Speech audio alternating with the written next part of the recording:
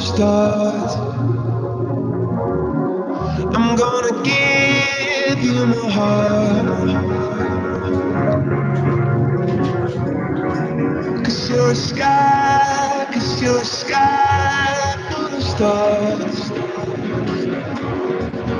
'Cause you light up the path.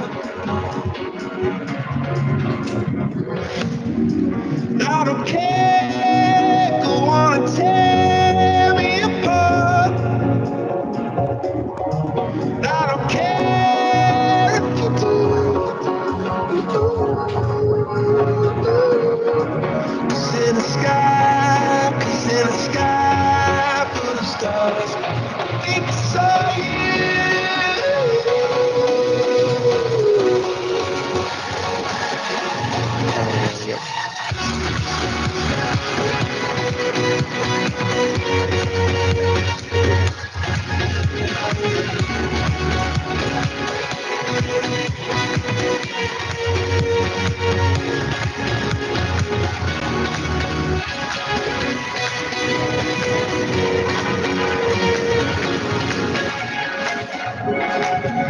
you're a sky, 'cause you're a sky full of stars. I wanna die in your arms. Oh, oh. 'Cause you get lighter the more it gets dark. I'm gonna give you my heart. Oh. I don't care, go on and tear me apart. I don't care if you do.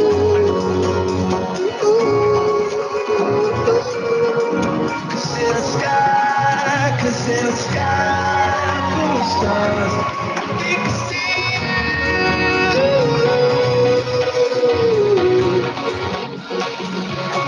I think I see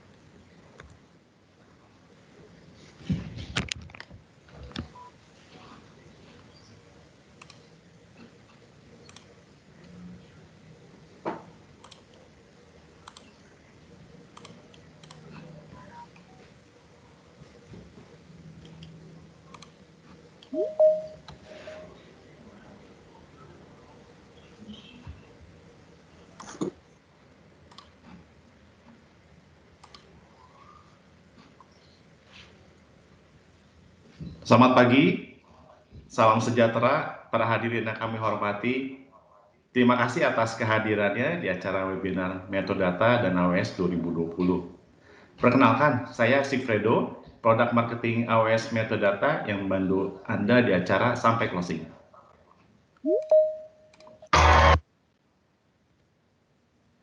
Berikut ini adalah agenda kita hari ini hingga pukul 12 nanti. Dengan guest speaker kami perkenalkan yaitu di sesi pertama oleh Bapak Bernardi Suhendra dan posisinya sebagai Head of Big Data and Analytics dari PT Metodata Electronics Tbk dengan pengalaman lebih dari 13 tahun di bidang Business Intelligence, Big Data, and Analytics. Di sesi kedua, Bapak Rudi Suryadi, dan posisinya sebagai Solution Architect dari PT Amazon Web Services, dengan pengalaman lebih dari 14 tahun di bidang IT Solution Architect. Untuk kelancaran acara ini, mohon memastikan mikrofon Anda dalam kondisi termute. Apabila ada pertanyaan dari sesi yang di-deliver, silakan langsung menanyakan di chat. Pertanyaan Anda akan kami balas di chat, dan beberapa pertanyaan yang paling menarik akan kami bahas di akhir sesi. Dan di akhir sesi kedua, ada sesi quiz, dan pemenang quiz akan menerima hadiah quiz yang menarik. Berikut rules of quiz-nya.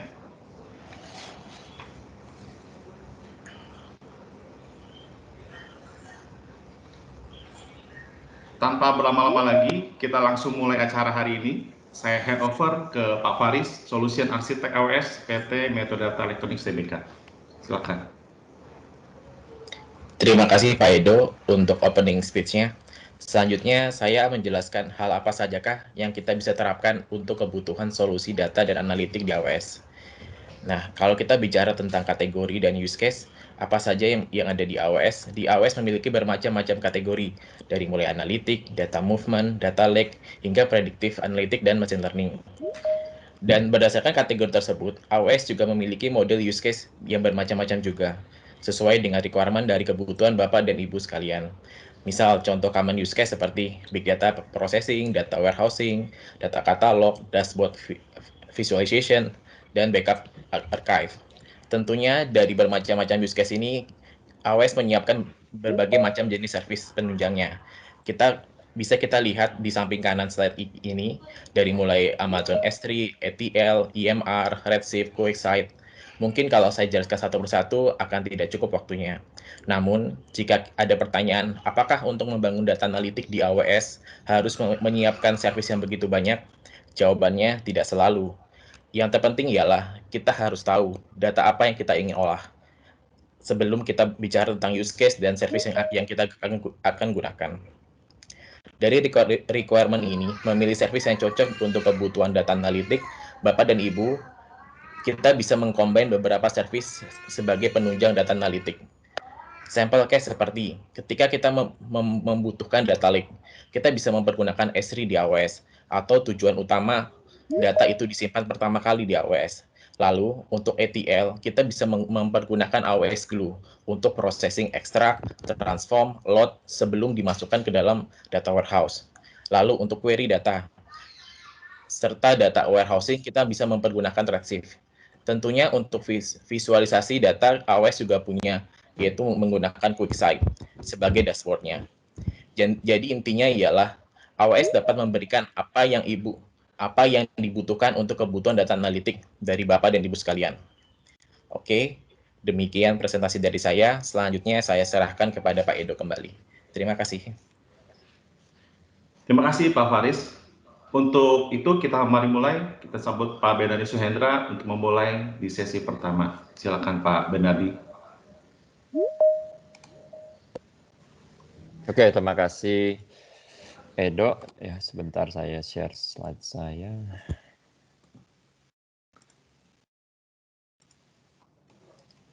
Oke, apakah slide saya sudah terlihat?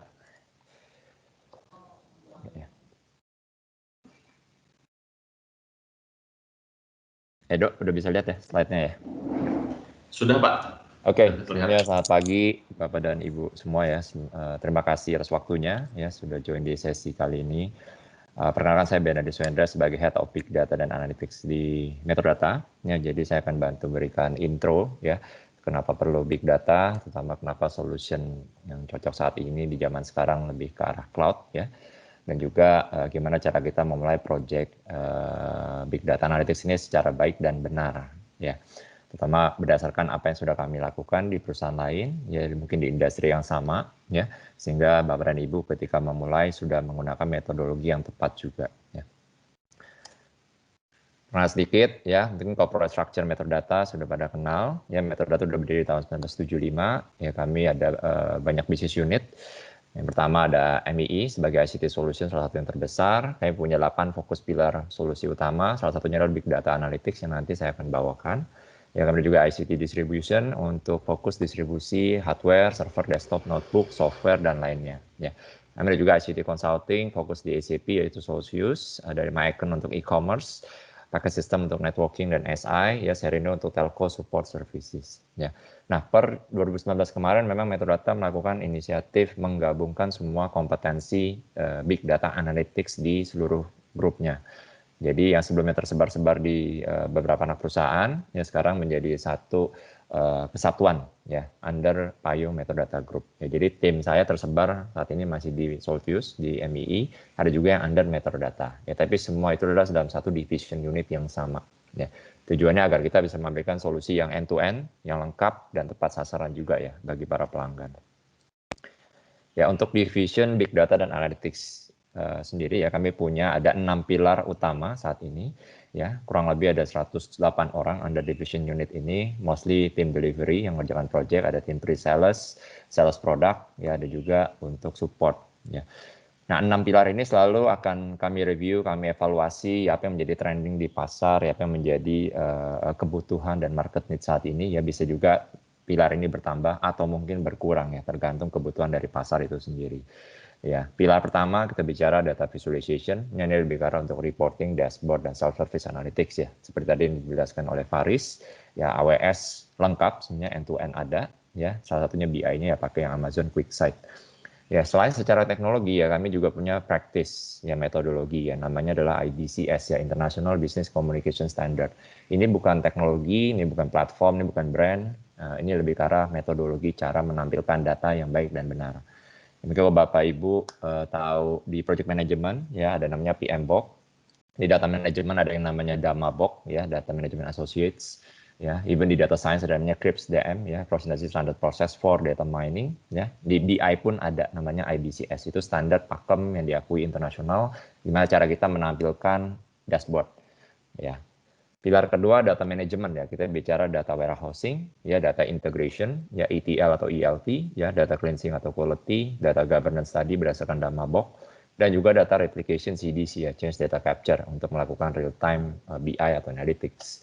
Ya, yang dimana di part ini AWS juga punya, ya mostly di Redshift atau Glue atau di database migration services. Ya. Under tim saya juga ada namanya Enterprise Performance Management, yang ini fokus untuk budgeting, planning, dan legal consolidation. Ya, nah 3 pilar yang di kanan ini memang lagi banyak dicari ya. Kita bicara big data, data science, sosmed monitoring, dan sentiment analysis. Ya, big data dan data warehouse secara konteks besaran paling atas memang bisa dibilang ya another way to store your data. Ya, tapi big data mampu menampung data lebih banyak, jauh lebih banyak, ya dengan speed atau velocity yang lebih cepat dan juga variasi yang lebih banyak. Tidak hanya data terstruktur dari sistem, tapi juga data unstructured dari sensor, IoT, gambar, image, atau video, ataupun juga yang semi-structured ya, sifatnya weblog atau XML, ya, JSON dan lain-lainnya. Ya, yang dimana big data ini bisa berfungsi sebagai data lake, streaming analytics dari sensor, operational database, ya, mungkin aplikasi on top of data lake juga bisa. Ya. Lalu kami juga ada tim data science, ya. Jadi kami punya tim kurang lebih 8-9 orang data science, ya semua backgroundnya statistik, mathematics, ya bukan IT ataupun SI, ya. Memang mereka semua baseline-nya bisa R atau Python, setidaknya itu, ya. Di data science ini kami membantu pelanggan untuk deploy artificial intelligence, ya, machine learning, dan juga deep learning, ya. Ini secara keilmuan memang dipisah menjadi 3 seperti ini tergantung kompleksitasnya. Contoh deep learning, nanti mungkin saya share sedikit, itu kan memang ada lagi jalan di satu perusahaan air mineral, yaitu untuk project deep learning, image detection ya. Jadi kita melakukan foto satu rak di toko misalnya untuk salesman yang canvassing atau visit. Dari foto tersebut kita bisa langsung deteksi tipe, varian, SKU untuk perusahaan ini. Jadi tidak perlu dihitung manual lagi. Ya, itu salah satu konsep deep learning ya untuk image detection atau mungkin video analytics. Ya. Yang terakhir sosmed monitoring, ya kita tahu saat ini zamannya era digital transformation, customer udah mulai lebih open ya melakukan memberikan feedback, respon ya terutama di sosmed ya mereka lebih bebas ya. Maka dari itu kita perlu mendapatkan sentimen either positif, netral atau negatif ya dari sosmed channel tersebut ya. Tentunya memang challenge-nya adalah bahasa Indonesia yang banyak variannya dan banyak modelnya ya. Terutama anak-anak milenial mungkin bahasa-bahasa yang sulit dikenali secara baku ya, contoh mantul, mantap, betul ya, itu adalah sentimen positif. Nah itu platform kami bisa membantu untuk mengenali hal-hal seperti itu. Ya. Nah, ini secara portfolio analytics kami, jadi kami memberikan providing end-to-end solution for your analytic requirement, ya, dari mulai narik data, mengolahnya, ya, baik penarikan secara batch ataupun real time, menampilkannya, ya, menampungnya, apapun itu formatnya, dan juga mengenhance nilai dari data itu sendiri, ya, tidak hanya looking historical, tapi juga looking forward looking, ya, atau future, ya, untuk forecast, recommendation, optimization. Itu yang di data science, ya. Ya, ini berapa customer reference kami, ya, related big data analytics. Jadi kami udah cukup banyak, ya, implementasi, ya, beberapa dengan use case big data, beberapa hanya sebagai data lake ada. Yang ada use case-nya seperti di sini Bank Sinarmas, kami membantu membangun fraud detection, product recommendation, dan juga customer churn, ya. Product recommendation tujuannya memberikan personalized marketing campaign ke setiap nasabah, yang dimana nasabah ini kita harus kelompokkan dulu, ini platinum customer atau yang bukan, ya, atau Pareto customer kita atau bukan. Customer churn kita bisa tebak, kira-kira potensial satu customer atau nasabah itu tidak akan bertransaksi sama kita atau mungkin akan drop account mereka itu berapa persen, ya. Tempat lain kami ada juga implementasi di Toyota, ya, ini untuk inventory analytics, jadi inventory forecast and optimization, ya, turnover inventory, aging, days of inventory, ya, slow moving, dan dead stock analysis, ya. Kami juga support Bank Indonesia, untuk telco ada Indosat, Excel, Mandiri, ya, Exim Bank, kami membantu mereka membangun forecast komoditi ekspor, ya, dengan combining data internal sama web eksternal, ya, dari CEIC sama Bloomberg. Di salah satu pabrik motor terbesar, ya, mohon maaf kami nggak bisa sebutkan karena ada NDA, ya, kami bantu mereka deploying data lake, ya, untuk HR end-to-end, ya, mulai dari absensi, assessment, performance management, employee cost component, employee productivity, sampai kami bangun model use case machine learning untuk employee recommendation di sana, ya. Kedua, baru kami bantu mereka untuk core business mereka, yaitu product costing varian analysis, ya, untuk melihat actual dan standard cost dari suatu produk atau finished good, ya, jika memang ada varian dan besar compared to last period, itu besarnya di mana, direct atau indirect cost-nya. Nah, itu kita compile data-data tersebut untuk tim financial planning analysis mereka, ya. Ini beberapa reference kami, ya, ini yang deep learning tadi saya bilang, ya, untuk pengenalan image detection, untuk pengenalan objek-objek SKU di satu toko, ya. Jadi pada saat foto itu langsung kenalin semua varian SKU yang ada di toko-toko tersebut, ya.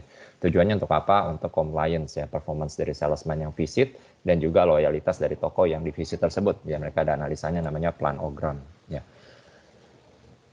Ini yang lain.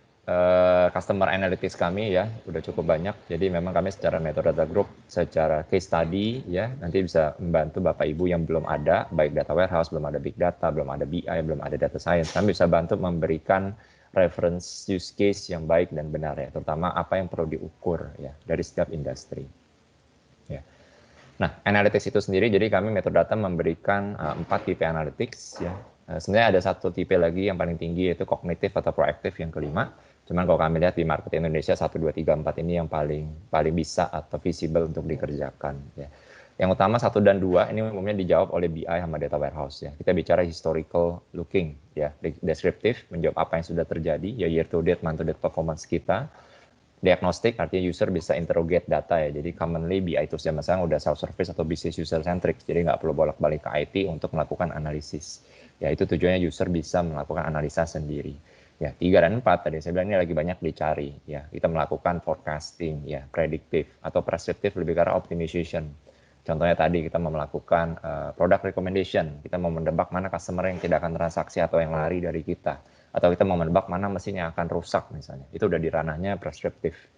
Ya, tapi 3 dan 4 ini penting untuk dipahami bahwa memerlukan readiness dari data dan maturity dari data yang cukup mumpuni, ya, karena mereka ada 2 faktor variabel yang penting, yaitu robustness dan completeness.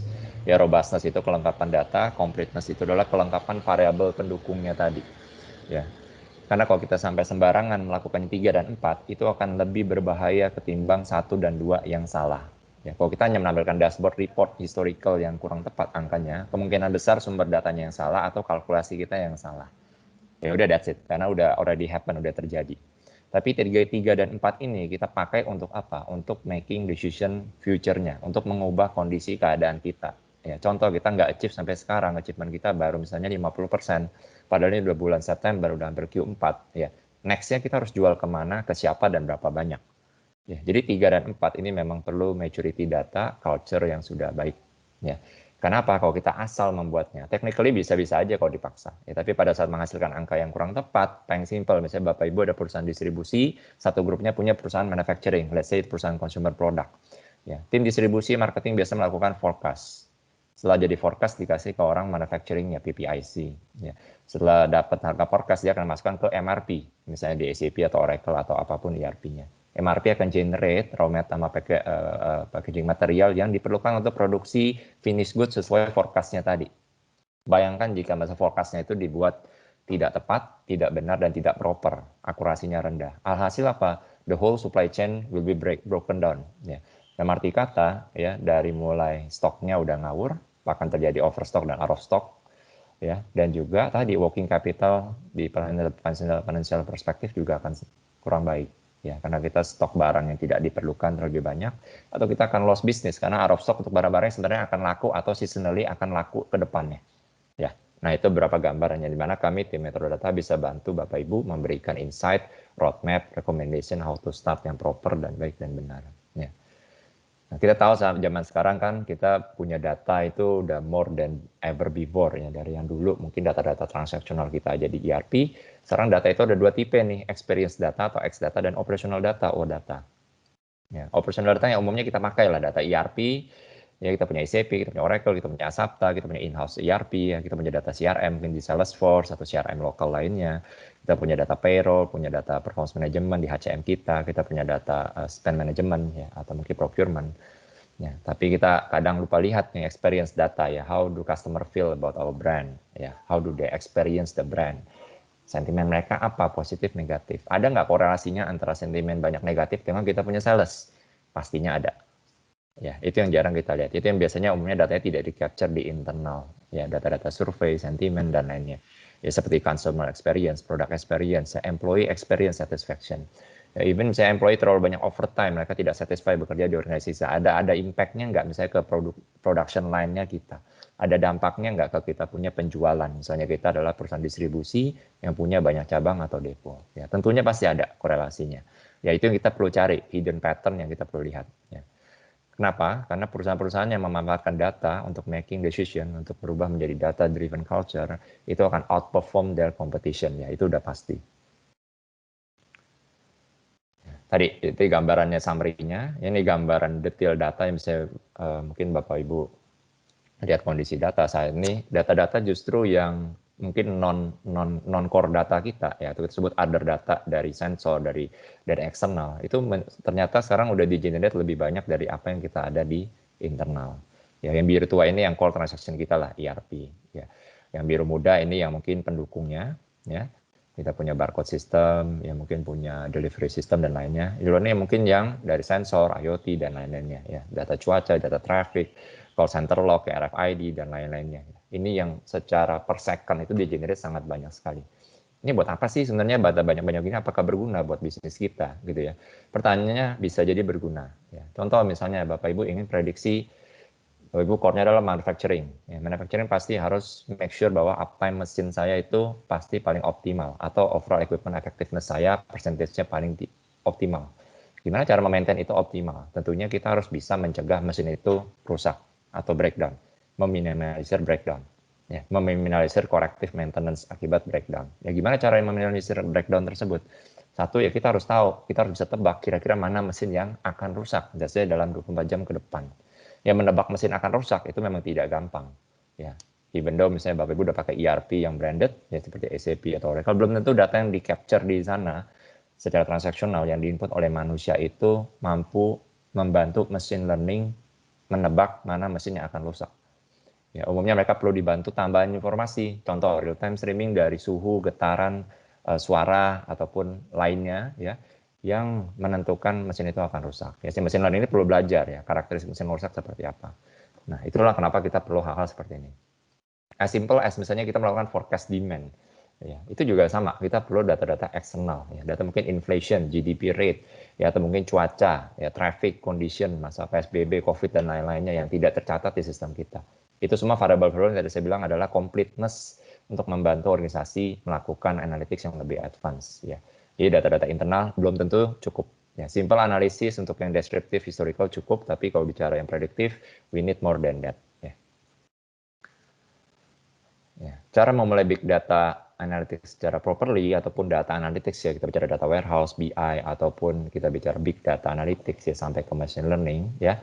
Yang pertama harus ditentukan itu bukan apa yang mau ditampilkan di dashboard ya. Memang nanti ujung-ujungnya keluar dashboard tampilan ya. Tapi yang kita perlu ukur, yang perlu kita tentukan di awal itu adalah ukurannya atau use case-nya atau key performance indicator-nya.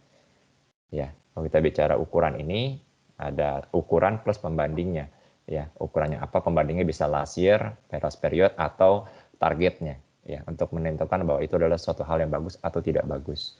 Ya, misalnya perusahaan distribution ya tadi ada sales achievement, growth-nya, on time delivery ya atau mungkin order fulfillment rate OFR.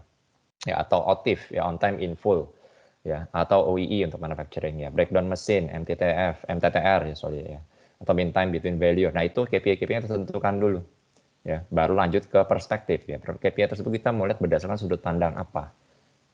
Ya, simple things ya. Misalnya saya perusahaan di manufacturing, saya perusahaan distribution, saya mau lihat OFR saya, ya order fulfillment rate. Berapa banyak yang order dan berapa banyak yang saya sudah fulfill ke customer, berapa persen untuk setiap region saya, province sama sales office. Ya, nah saya mau lihat berdasarkan perspektif apa sih OFR? Berdasarkan produk, berdasarkan sales office, region, customer group, SKU, brand, produk kategori, semua level granularnya kita harus tentukan. Jadi nanti ketika udah jadi, ketika data model itu udah terbentuk ya di data lake Bapak Ibu atau data warehouse, visualisasi atau insight-nya ini sih udah enak ya, karena dari satu model OFR tadi Bapak Ibu bisa bikin puluhan report sendiri. Ya, tadi menggunakan platform di AWS tadi ya. Dan even dari satu KPI tadi Bapak Ibu bisa generate 4 tipe analytics tadi. Ya, kita bicara historical looking, year to date OFR kita berapa, month to date.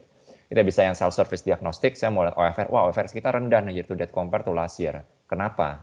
Di sales mana? Di salesman-nya siapa? Produk apa? Region apa? Provinsi apa? Itu yang 2 diagnostik. Terus saya mau forecast kalau kondisi seperti ini, ya OFR saya ke depan jadi seperti apa? Saya lakukan prediktif. Ya, atau OFR saya semestinya berapa persen? Yaitu optimization yang tahap 4. Ya. Nah, itu how we start properly. Ya, jadi bukan Bapak Ibu pengen dashboard apa, ya itu nggak tepat. Itu kesalahan umum yang dilakukan untuk memulai project big data atau data analytics. Ya. Ya. Cara mulai tentunya teknologi fundamental ya ada 2 tipe ya, fundamental phase, utilization phase. Fundamental kita tentukan teknologi yang tepat sasaran ya sesuai dengan tren di pasar dan quick win use case-nya ya. Jadi yang penting adalah use case bisnisnya apa.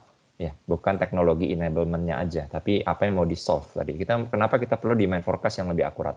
Kita mau hindari retur yang lebih banyak. Kita mau increase kita punya working capital, optimize kita punya inventory, hindari kita punya out of stock, atau juga menghindari overstock. Ya, itu adalah quick win use case, business goal yang harus kita jawab dulu.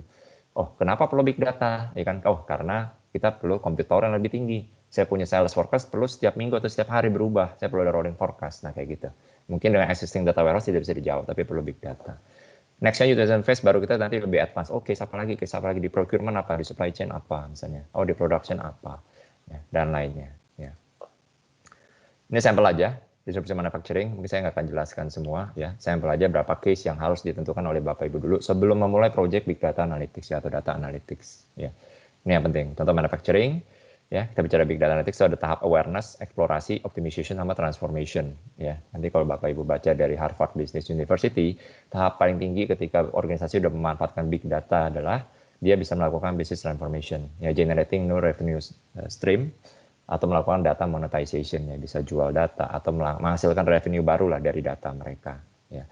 Contoh di supply chain, ya tahap exploration nomor 12, supply chain 360 ya, kita mau lihat dari vendornya, dari produksinya, dari fleet, dari delivery dan lain-lainnya. Ya, tahap optimization kita bicara demand analytics atau tadi demand forecast ya, atau supply atau mungkin inventory optimization. Ya.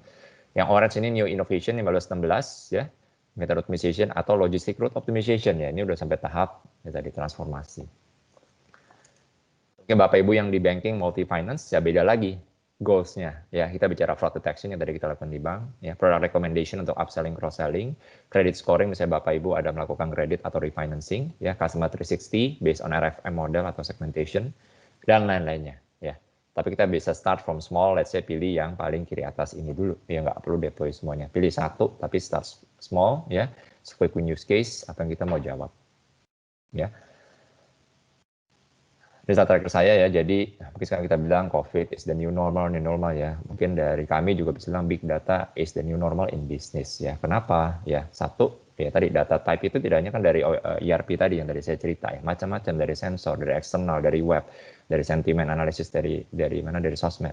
Ya, jadi all those data need to be extracted, ingested ya, dan juga cultivated by organization. Ya, big data bisa jawab itu semua. Ya, all type of analysis yang tadi bilang ada 4 tipe ya, descriptive, diagnostic, predictive, dan juga prescriptive. Ya, ini harus diperlukan oleh organisasi Bapak Ibu untuk outperform your competition. Ya, all kind of purpose ya. Jadi data untuk kebutuhan data lake, data warehouse, data engineering, operational DB, machine learning, streaming dari sensor, data archiving dari ERP Bapak Ibu, atau even file storage ya. Jadi nggak perlu tercerai-berai file storage, image dan lainnya ya. Kita bisa taruh aja di big data, di object storage ini ya, atau di S3 lah, AWS S3. Ya, future proof foundation ya. Jadi jangan deploy suatu solution yang nanti mungkin next year harus ditambah lagi atau diubah lagi, misalnya begitu ya, karena kita salah. All line of business ya. Jadi untuk semua line of business, sales, marketing, supply chain, procurement dan lainnya bisa pakai. Dan all kind of users ya, dari level C, even mungkin komisaris, manager, staff, data analyst, data science, data engineer dan lain-lainnya.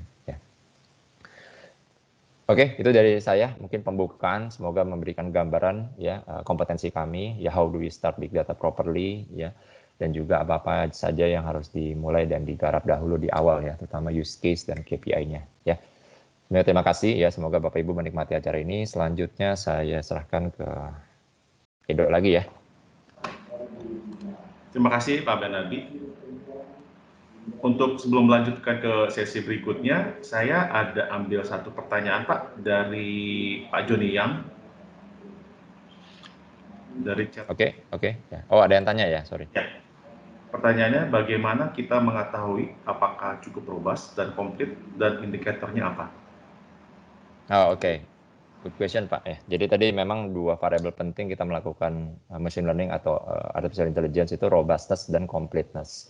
Ya, gimana kita tahu ini robustness completeness? Ya memang itu kami bisa bantu based on experience kami ya. Kayak seperti yang kami lakukan di beberapa customer. Untuk robustness itu adalah data historical yang kita miliki. Contoh use case kita melakukan sales forecast atau demand forecast, umumnya minimal adalah 3 tahun, 4 tahun, 3 sampai 4 tahun data ya. Penjualan granular level per hari per SKU. Ya, kenapa perlu banyak? Makin banyak sebenarnya makin bagus. Ya, kenapa? Kadang ada hidden pattern seasonal cycle yang kita tidak tahu untuk spesifik region, kota atau SKU. Contoh misalnya ada produk yang memang laku 4 tahun sekali misalnya. Seasonal cycle-nya memang 4 tahun. Mungkin ada event tertentu, let's say World Cup 4 tahun sekali. Ya, we never know kalau kita nggak pernah lihat hidden pattern-nya. Apakah memang ada seasonal cycle produk yang memang laku hanya periode-periode tertentu saja. Nah, completeness, gimana kita bisa tahu dan threshold-nya apa? Ya, tadi saya bilang, kita melakukan forecast, sebenarnya saya cukup butuh 2 kolom bisa lakukan forecast. Tanggal penjualan dan angka penjualannya. Ya, di 2 itu pun ya saya bisa pakai Excel, bikin regression, exponential smoothing jadi. Tapi pertanyaan selanjutnya adalah golden question-nya itu akurat apa tidak. Nah, akurasi apa tidak, tadi perlu ditambahkan completeness variable. Ya. Jadi dari tanggal kita harus enrich dulu. Ya, ini weekdays, weekend, ada promosi nggak di organisasi Bapak Ibu, ada event-event tertentu nggak, public holiday, mau Idul Fitri, mau Natal, mau Tahun Baru, itu kita jadikan sebagai labeling tagline. Atau mungkin ini lokasinya dekat mana, perumahan, perkantoran, dan lain-lainnya. Nah, nanti variabel tersebut akan dianalisa di machine learning, namanya variable importance, ya, melihat mana yang korelasinya paling erat. Ya, mungkin awal kita nggak tahu juga, Pak, karena beda-beda antara satu CPG dan CPG lain, antara retailer dengan CPG, itu akan memiliki completeness dan correlation yang berbeda. Kita harus lihat. Tapi kita di awal masukin aja sebanyak-banyaknya yang kita bisa, nanti kita analisa. Ya, ada konsep machine learning untuk menganalisa variable importance dan correlation tadi. Nanti kalau udah ketahuan mana yang importance, yang tidak importance tadi, kita bisa drop dulu. Ya, kurang lebih gitu, Pak ya. Nah.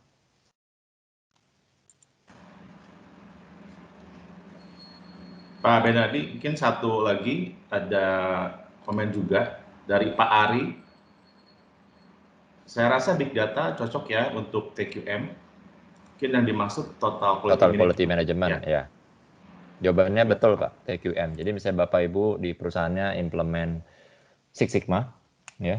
Six Sigma kan dalam 1 juta production ya hanya 3 sampai 4 barang yang defect. Ya, menurut TQM itu measurement-nya either DPMO, ya defect per million opportunities, ya, atau tadi quality percentage-nya lah, ya berapa banyaknya good production compared to yang all production, ya. Bisa nggak nih untuk TQM? Jawabannya bisa, ya. Kayak berapa perusahaan dia melakukan QC itu pakai gambar, pakai foto. Ya, jadi foto nanti machine learning yang akan pelajari ini barang defect apa enggak. Tentunya machine learning tadi perlu diajarin ya barang defect itu seperti apa. Ya kayak yang tadi kita lakukan di salah satu perusahaan air mineral tadi, sama kita ajarin mesinnya dulu labeling. Ya, ada berapa puluh ribu gambar minimal HD definition, ya itu diajarin ke mesin untuk melakukan konsep deep learning. Di bawah deep learning kita pakai neural network untuk algoritmanya. Nah itu ntar dia akan belajar nih. Ya, jadi jawabannya bisa Pak untuk TQM. Ya. Even untuk misalnya ada yang plantation, ya plantation juga melakukan precision plantation ya. Jadi kalau ada yang CTO pakai drone dari atas di foto, umumnya kalau belum ada deep learning mereka hitung manual, habis foto taruh di kantor ada orang admin yang hitungin itu ada berapa banyak pohon-pohon saya nih.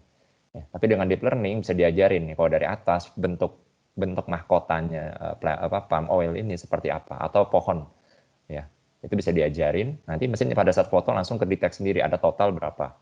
Ya, bisa juga seperti itu konsepnya. Ya. Satu pertanyaan lagi Pak Benadi sebelum ke sesi berikutnya dari Ibu Erika Susilo.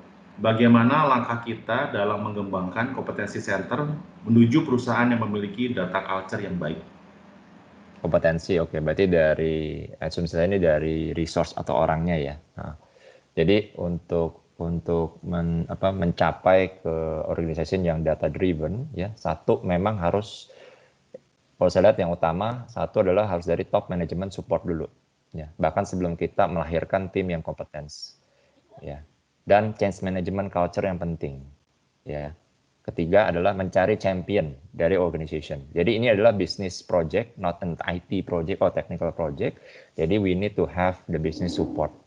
Ya, simple things tadi. Saya melakukan yang canggih-canggih tadi, ya, deep learning lah, melakukan AI machine learning. Tapi misalnya kita nggak dapat dukungan dari bisnis, ya itu akan wasted, akan percuma. Ya, tapi kalau bicara competence, let's say we already get the confidence level from the business side, ya, from the CEO and the business BPO. Untuk secara tim, satu, Bapak Ibu bisa siapkan namanya role-nya data engineer. Ya, data engineer itu tugasnya menarik data, mengolah, background-nya data warehouse atau ETL, itu bisa. Terus kedua, yang data scientist, ya ini mostly harus background-nya matematik statistik, ya minimal bisa R atau Python. Ya, sama nanti business analyst, ya, karena belum tentu data science ini bisa mengkorelasikan antara bisnis, dia convert ke algoritma apa yang dipakai. Ya, karena bicara orang bisnis, mungkin mereka nggak ngerti statistik, terserah deh data science mau bikin pakai algoritma apa, ya kan, mau pakai ARIMA, ya kan, mau pakai random forest, ya, mau pakai k-means, terserah, ya kan. Yang penting saya mau dapat result yang akurat, itu dari sisi bisnis. Nah, harus ada jembatannya tadi si bisnis atau data analis yang bisa menghubungkan antara business requirement ke nanti dia akan suruh tim data science atau data engineer menggerakkan tadi. Ya, jadi kompetensinya perlu itu data engineer, data science, sama business analyst, ya. Ada role lain namanya data artist yang tadi saya bilang, itu mereka ambil konsepnya si IBCS. Data artist itu adalah ya mungkin yang perlu pinter menampilkan data, ya, kasih pewarnaannya tepat, ya itu ada juga namanya data artist. Tapi itu optional sih, ya. At least business user umumnya bisa bangun dashboard sendiri dengan tools-tools BI zaman sekarang. Ya itu sih, Edo, ya. Ya, terima kasih Pak Bernard. Ya, terima kasih atas pertanyaannya semua ya. Ada satu pertanyaan lagi Pak Bernard yang mohon dibantu untuk dibantu di chat aja di Pak Beni. Sekarang kita masuk ke sesi berikutnya. Oke. Dibawakan oleh Pak Rudi Suryadi. Silakan Pak Rudi Suryadi. Untuk waktunya silakan. Oke, terima kasih Pak Edo. Sebentar saya coba share screen dulu ya.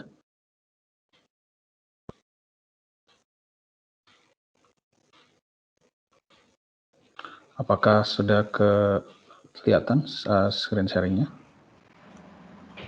Terlihat Pak Rudi.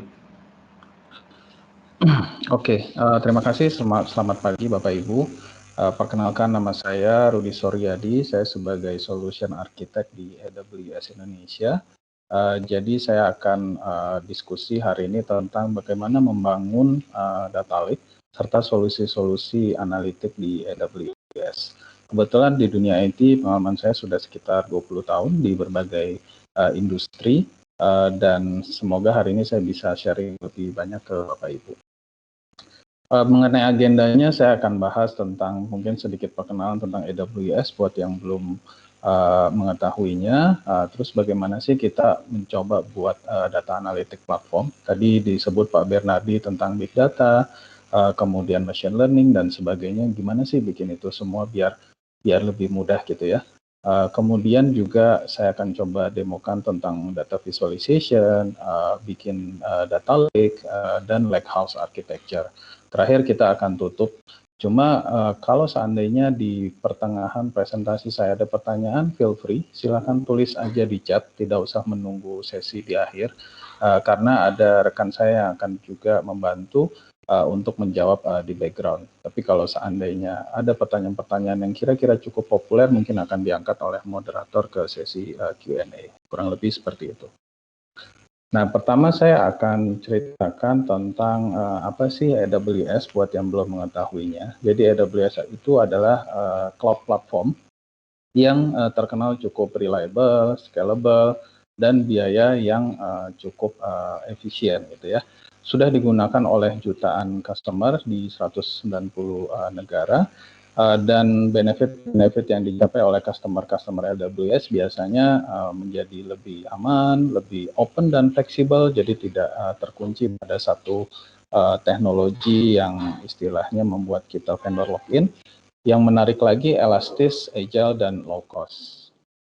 Nah, di AWS sendiri sangat banyak services-servicesnya ya. Jadi kalau di apa istilahnya bukan di dunia cloud biasanya disebutnya produk. Tapi kalau di dunia cloud kita menyebutnya services. Kenapa?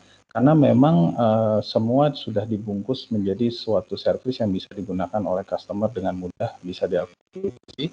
Dan kalau services itu adalah ya kalau kita suka kita lanjutkan gunakan servicenya, kalau seandainya kita tidak suka atau mungkin tidak tepat use case-nya bisa kita turn on atau turn off dengan mudah sekali. Tidak perlu komitmen jangka panjang.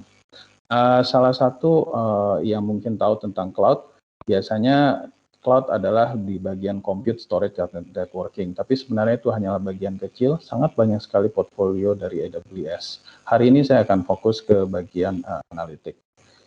Dari third party sendiri sebenarnya Gartner sudah menyampaikan di sini adalah report Gartner yang terbaru, yaitu di 2020, mungkin hanya baru keluar beberapa minggu yang lalu. Jadi AWS didaulat sebagai leader yang paling kanan atas. Jadi bukan hanya leader di Gartner Quadrant, tapi paling kanan atas. Dan ini sudah berlangsung 10 kali berturut-turut. Walaupun AWS umurnya sudah lebih dari 10 tahun, tapi kenapa baru 10 tahun ini di Gartner Quadrant? Jawabannya simple, karena memang kategori Gartner Quadrant yang ini baru dibuat sama Gartner 10 tahun yang lalu. Ya, dan so far, dari awal sampai akhir, AWS selalu di pojok kanan atas. Jadi boleh dibilang sudah terbukti untuk penggunaannya tidak hanya dari sisi flexibility, biaya, tapi juga yang paling penting adalah teknologinya sangat leader, visionaries dibandingkan yang lain. Sekarang saya akan masuk ke data. Nah, kalau di dalam pembuatan data analitik, memang seperti yang tadi Pak Bernardi sampaikan, ini sudah menjadi new normal bahwa bikin big data itu sudah suatu hal yang bukan sesuatu yang aneh lagi. Bahkan kalau kita nggak buat big data, boleh dibilang ya kita akan ketinggalan dibandingin perusahaan yang lain. Akibatnya hampir semua perusahaan, bahkan menurut survei dari Forbes gitu ya, 85 perusahaan itu 85% yang ada itu kepengen bikin jadi data driven. Tapi when it comes to implementation, kebanyakan mungkin hanya 37%-nya doang yang berhasil. Artinya kebanyakan tidak berhasil gitu. Ini ada banyak faktor sih. Jadi faktornya mulai dari datanya yang nambah terus gitu, sehingga wah ini mau bikin infrastrukturnya seperti apa, semahal apa dan sebagainya gitu ya. Kemudian tipe-tipe datanya juga macam-macam, variety dan sebagainya. Sumber datanya berubah-berubah terus. Sekarang dari ERP, sekarang besok dari MRP, besoknya lagi dari IoT dan sebagainya. Terus nggak lama ERP-nya diganti versi, ganti produk, ganti software dan sebagainya gitu ya. Jadi bagaimana untuk jaga infrastruktur yang mumpuni gitu ya, dan digunakan oleh banyak feature. Dan yang terakhir adalah yang menggunakan data ini, analytic application tuh banyak banget. Jadi kalau saya sudah di dunia IT cukup lama, itu saya mengalami banyak transisi nih. Dulu mungkin orang pakai R gitu ya, kemudian ada lagi teknologinya, istilahnya database, kemudian di query dengan SQL. Terus mulai masuk Hadoop. Hadoop dengan MapReduce-nya sangat populer. Nggak lama sekarang mulai digantikan dengan Spark yang lebih high performance dan lebih scalable. Dan seterusnya, teknologi berkembang terus. Apakah kita harus ganti software? Apakah kita harus ganti sesuatu yang kita udah beli? Nah, itu juga menjadi hal yang perlu disiapkan bersama supaya infrastruktur yang kita siapkan itu bisa handle future proof. Di Data Flywheel ini AWS punya satu konsep, jadi supaya kita bisa memenuhi kebutuhan-kebutuhan tadi, ada beberapa tahap. Pertama, break free dari legacy database. Apa itu legacy database? Yaitu database yang kurang fleksibel dan mungkin yang sifatnya menjadi vendor lock-in. Kemudian move to manage, artinya apa? Kita jangan hanya fokus kepada hal-hal yang tidak memberikan diferensiasi kepada bisnis kita. Contohnya kita ngurusin backup, kita ngurusin, maksudnya sebagai perusahaan ya, kita ngurusin backup, ngurusin istilahnya patching OS, patching software, dan sebagainya, which is clustering, dan itu mungkin good for IT company, but untuk perusahaan yang bisnis core bisnisnya bukan di sana, itu jadi undifferentiated heavy lifting gitu ya. Kemudian kita bisa modernisasi data warehouse kita juga bikin application yang memang sudah dibuat, didesain data driven, dan yang terakhir dari itu semua tujuan akhirnya adalah kita bikin data menjadi insight yang berguna. Sekarang gimana sih bikin data analytic platform? Biasanya customer di AWS yang kami dengar dari customer kami itu punya beberapa use case. Biasanya mulai dari data warehouse modernization, atau ada yang juga yang pengen bikin big data dan data lake. Ada juga ingin lakukan real time streaming, operational analytic maupun self-service BI gitu ya. Nah, problemnya dengan data warehouse yang ada di teknologi zaman dulu itu banyak hal, mulai dari istilahnya apa ya, datanya silo, kemudian teknologi terbatas dan mahal yang sering kita alami. Jadi mau bikin data warehouse udah proyeknya nggak selesai karena tadi tahapannya panjang, menentukan KPI dan sebagainya, sampai perubahan bisnis proses yang berubah-ubah terus, dan yang paling penting adalah seringkali untuk acquire data warehouse itu mahal sekali gitu ya. Begitu kita implement mungkin baru 2-3 tahun baru ROI. Nah, oleh sebab itu sekarang kita harus berpindah ke approach yang lebih scalable, yaitu data lake. Data lake itu tidak lain dan tidak bukan mirip kayak big data yang tadi disebutkan. Jadi kalau dulu big data asosiasinya dengan Hadoop, tapi sekarang sudah berubah teknologinya, asosiasinya bukan dengan itu, tapi menjadi object storage ya. Jadi object storage itu harus bisa menyimpan beberapa macam data format dan bisa digunakan untuk any kind of downstream application. Downstream application itu bisa data warehouse, bisa machine learning, bisa BI dan sebagainya. Oleh sebab itu sekarang customer mulai berevolusi nih ke data lake arsitektur. Nah, data lake ini harus bisa menghandle berbagai macam tipe downstream application. Sekarang misalkan lagi trennya Spark. Saya nggak tahu mungkin 5 tahun ke depan trennya apa lagi gitu ya.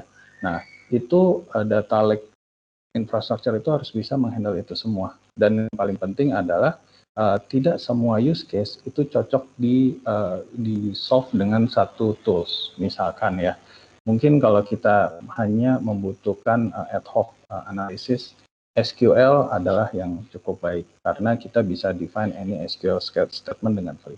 Kalau kita butuh analitik yang bisa dihandle, dibaca oleh business user, yang cocok adalah BI. Kemudian kalau kita butuh memproses data yang besar sekali, mungkin yang cocok tadi, yaitu dengan Spark cluster gitu ya.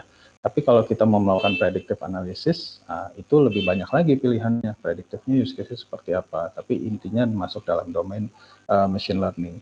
Dan ini harus sistemnya yang bisa menghandle dan fleksibel menghandle itu semua. Dan yang terpenting lagi, selain dari functionality, sistemnya juga harus durable, harus high available, dan yang paling penting juga boleh dibilang space-nya quote unquote unlimited gitu ya. Kenapa? Karena kita nggak tahu. Tadi sempat disebutkan kalau mau bikin forecast Mungkin starting dengan 2 kolom. Kemudian selanjutnya kita bisa tambahkan data-data yang lain, misalkan ini ada weekend atau enggak, ada event-event khusus, atau ada promotion, atau ada price drop, dan sebagainya. Dan apa yang terjadi kalau seandainya dari awal kita udah membatasi diri, saya hanya mau menyimpan di data warehouse yang ini doang gitu ya, data yang ini doang. Akibatnya apa? Mungkin ada beberapa insight yang kita salah lakukan gara-gara datanya nggak lengkap. Nah, oleh sebab itu, exabyte scale atau data yang virtual, sistem yang virtual unlimited dengan biaya yang efisien, itu sudah menjadi suatu istilahnya apa ya, keharusan gitu ya. Oke. Nah, terus habis itu, kenapa sih customer banyak yang memilih AWS? Nanti saya akan contohkan customer mana sih yang pakai AWS gitu ya, baik di Indonesia maupun di luar negeri. Ada 4 alasan. Jadi mulai dari gampang banget buat di data lake di AWS, kemudian juga nggak kalah yang menarik itu adalah aman.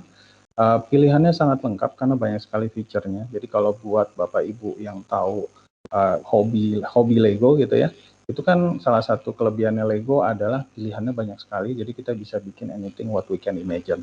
Nah, more or less itu kurang lebih sama dengan di AWS gitu. Pilihannya banyak, Lego bloknya banyak, jadi kita bisa tinggal rakit tergantung sekreatif dan semampu apa kita gitu ya.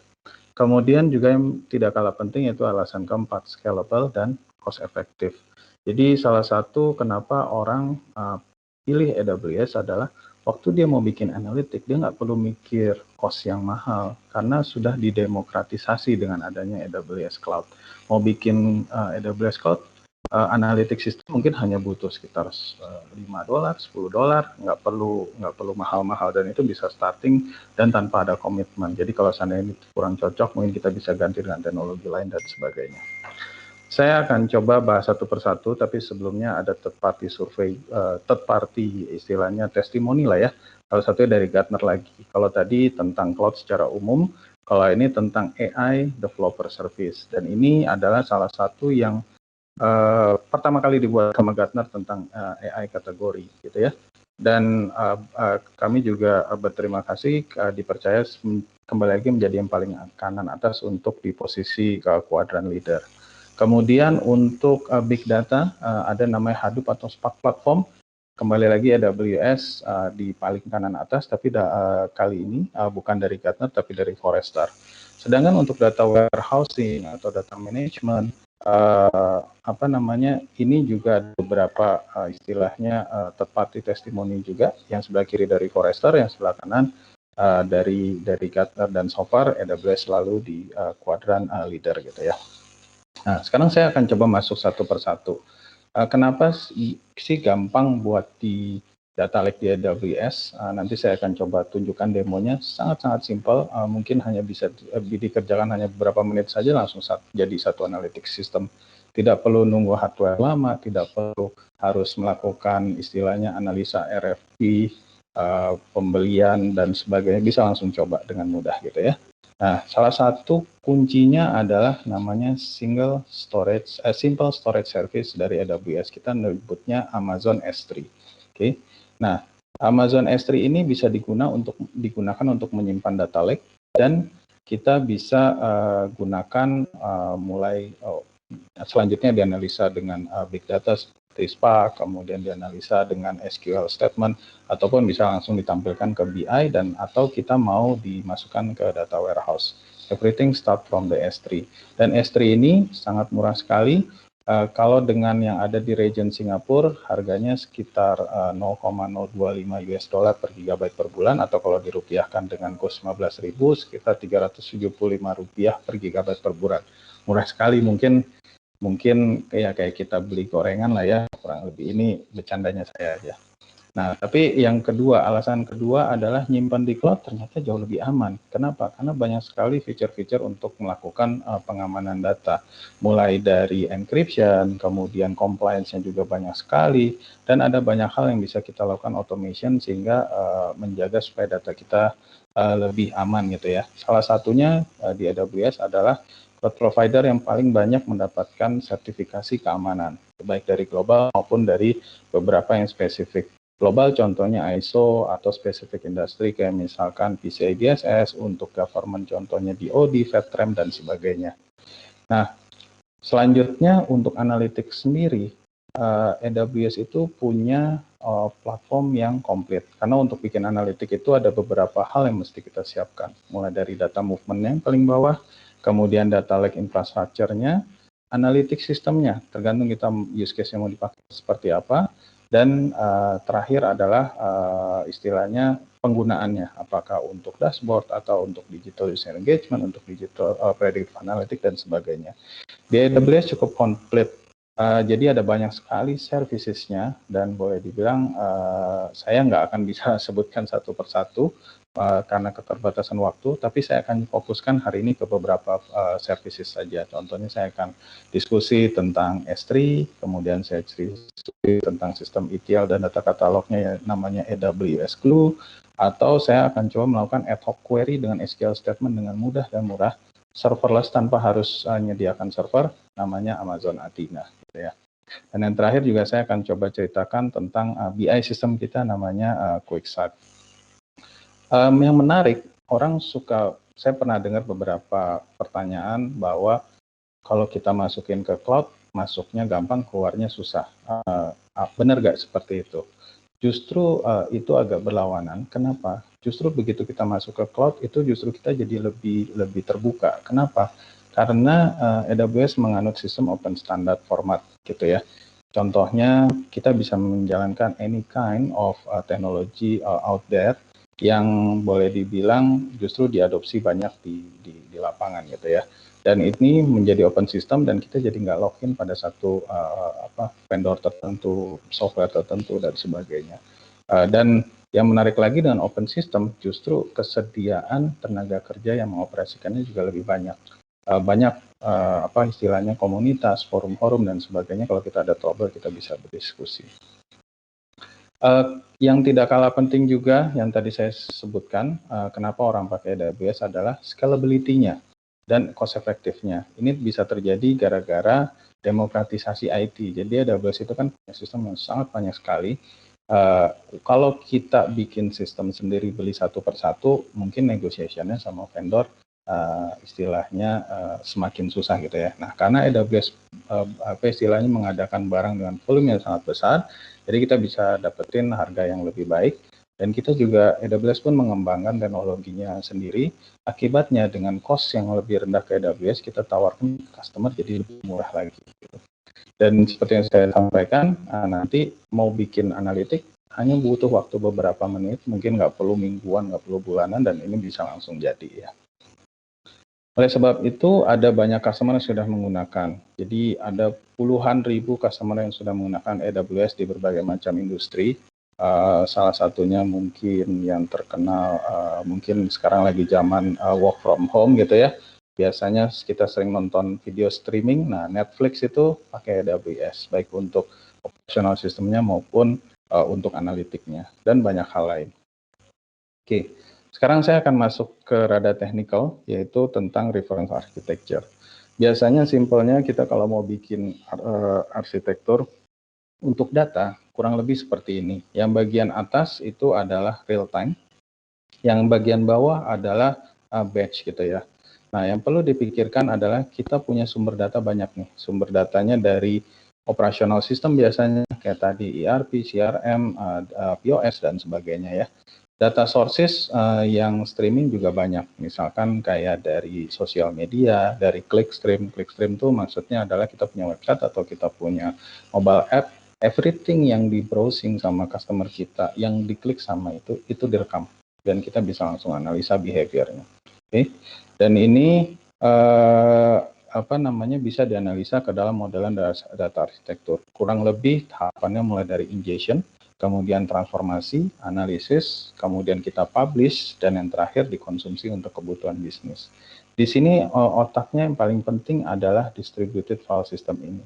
Nah, dulu untuk bikin distributed file system harus selalu pakai Hadoop, gitu ya, atau HDFS.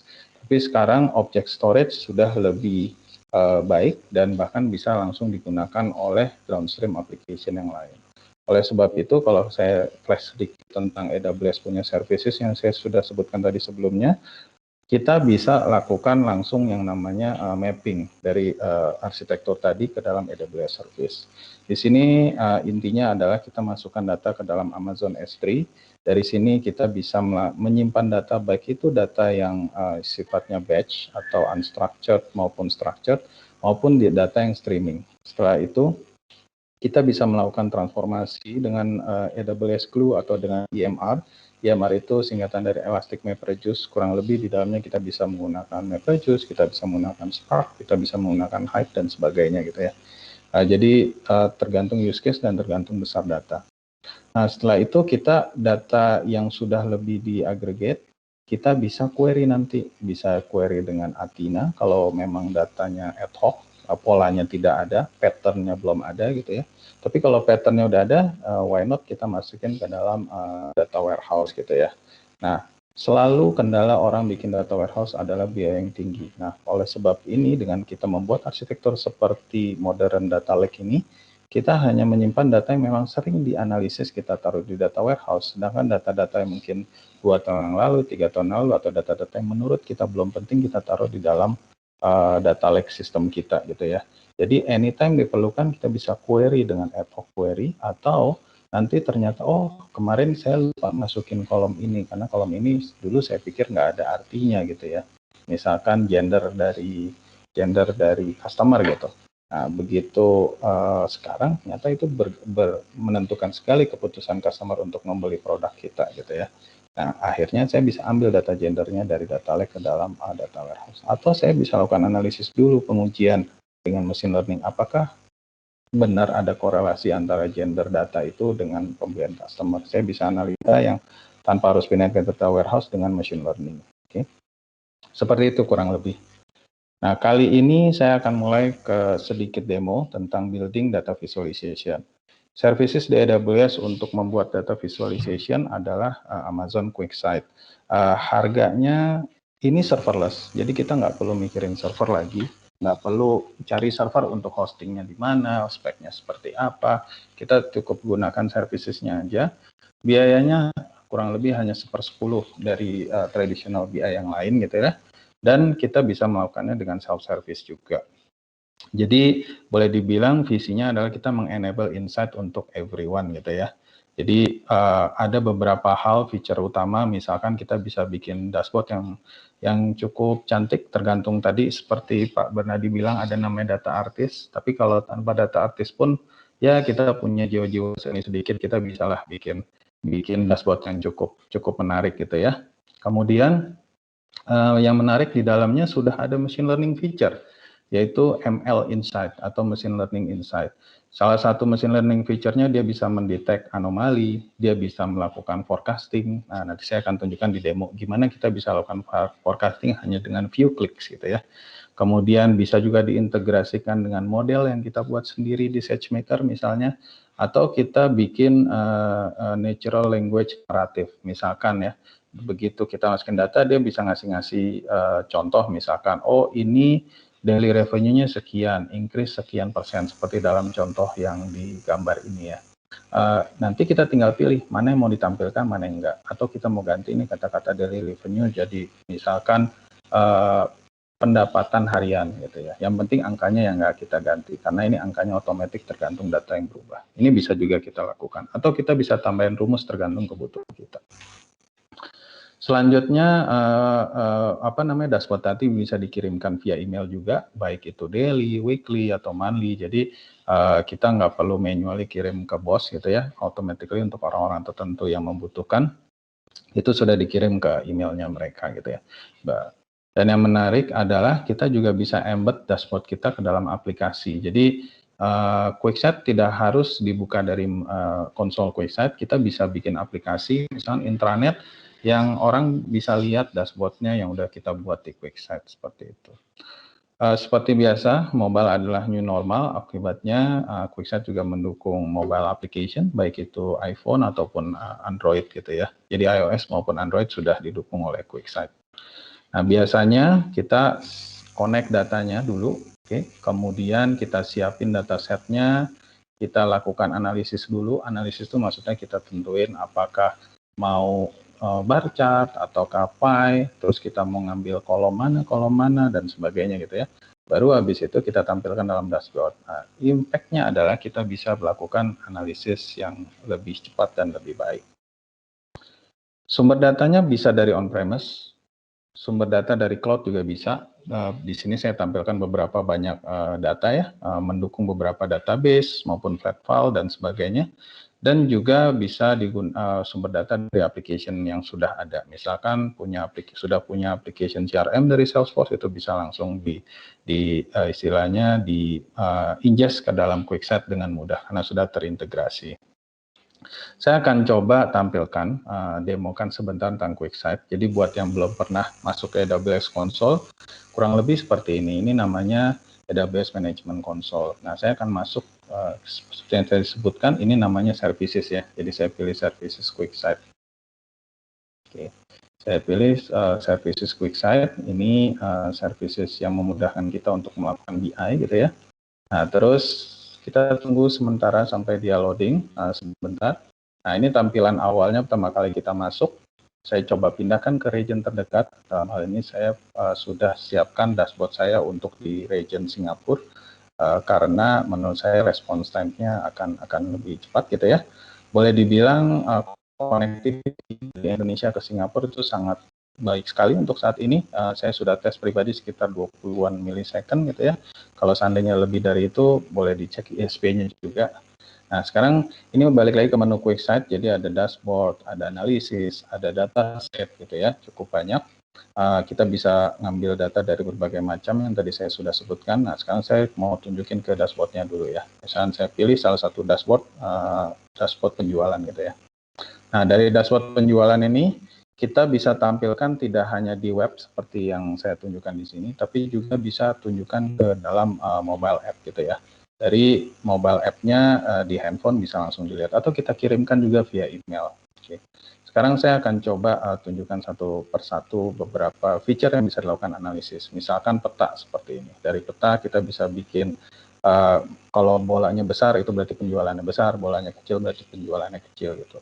Atau kita bisa bikin ranking. Di sini ada top sales-nya, siapa daerah-daerah yang memberikan top 3 maupun bottom 3 gitu ya. Jadi mana yang penjualan paling jelek maupun yang penjualan paling bagus. Atau kita bisa lihat analisis penjualan maupun profit berdasarkan daerah. Ini kita lihat nih, yang orange ini profit, yang biru itu sales. Dan kita bisa lihat ternyata di daerah sentral itu penjualannya lebih banyak daripada south, tapi profitnya lebih kecil. Banyak hal faktor. Nanti dari sini mungkin kita melakukan analisis kenapa ya bisa kayak gitu. Nah, sekarang di sini ada yang lain, kita ada pie chart, kita bisa fokus ke let's say drill down ya. Jadi customer bisa langsung, user BI itu bisa langsung drill down, bisa lihat dalamnya apa, terus habis itu bisa balik lagi ke drill up gitu ya. Ini juga bisa dilakukan dengan mudah. Jadi mereka bisa analisis sendiri tanpa harus istilahnya selalu ngomong ke IT gitu ya. Dan kita juga bisa zoom in, zoom out, dan sebagainya. Bisa kita lakukan color coding, misalkan seperti ini saya bikin table, kalau profit saya kasih color coding hijau, kalau seandainya nggak profit atau mungkin on par gitu ya, saya kasih color codingnya merah gitu ya, seperti itu. Sekarang saya akan coba tunjukkan forecast. Jadi ini ada table, ada grafik ini ya.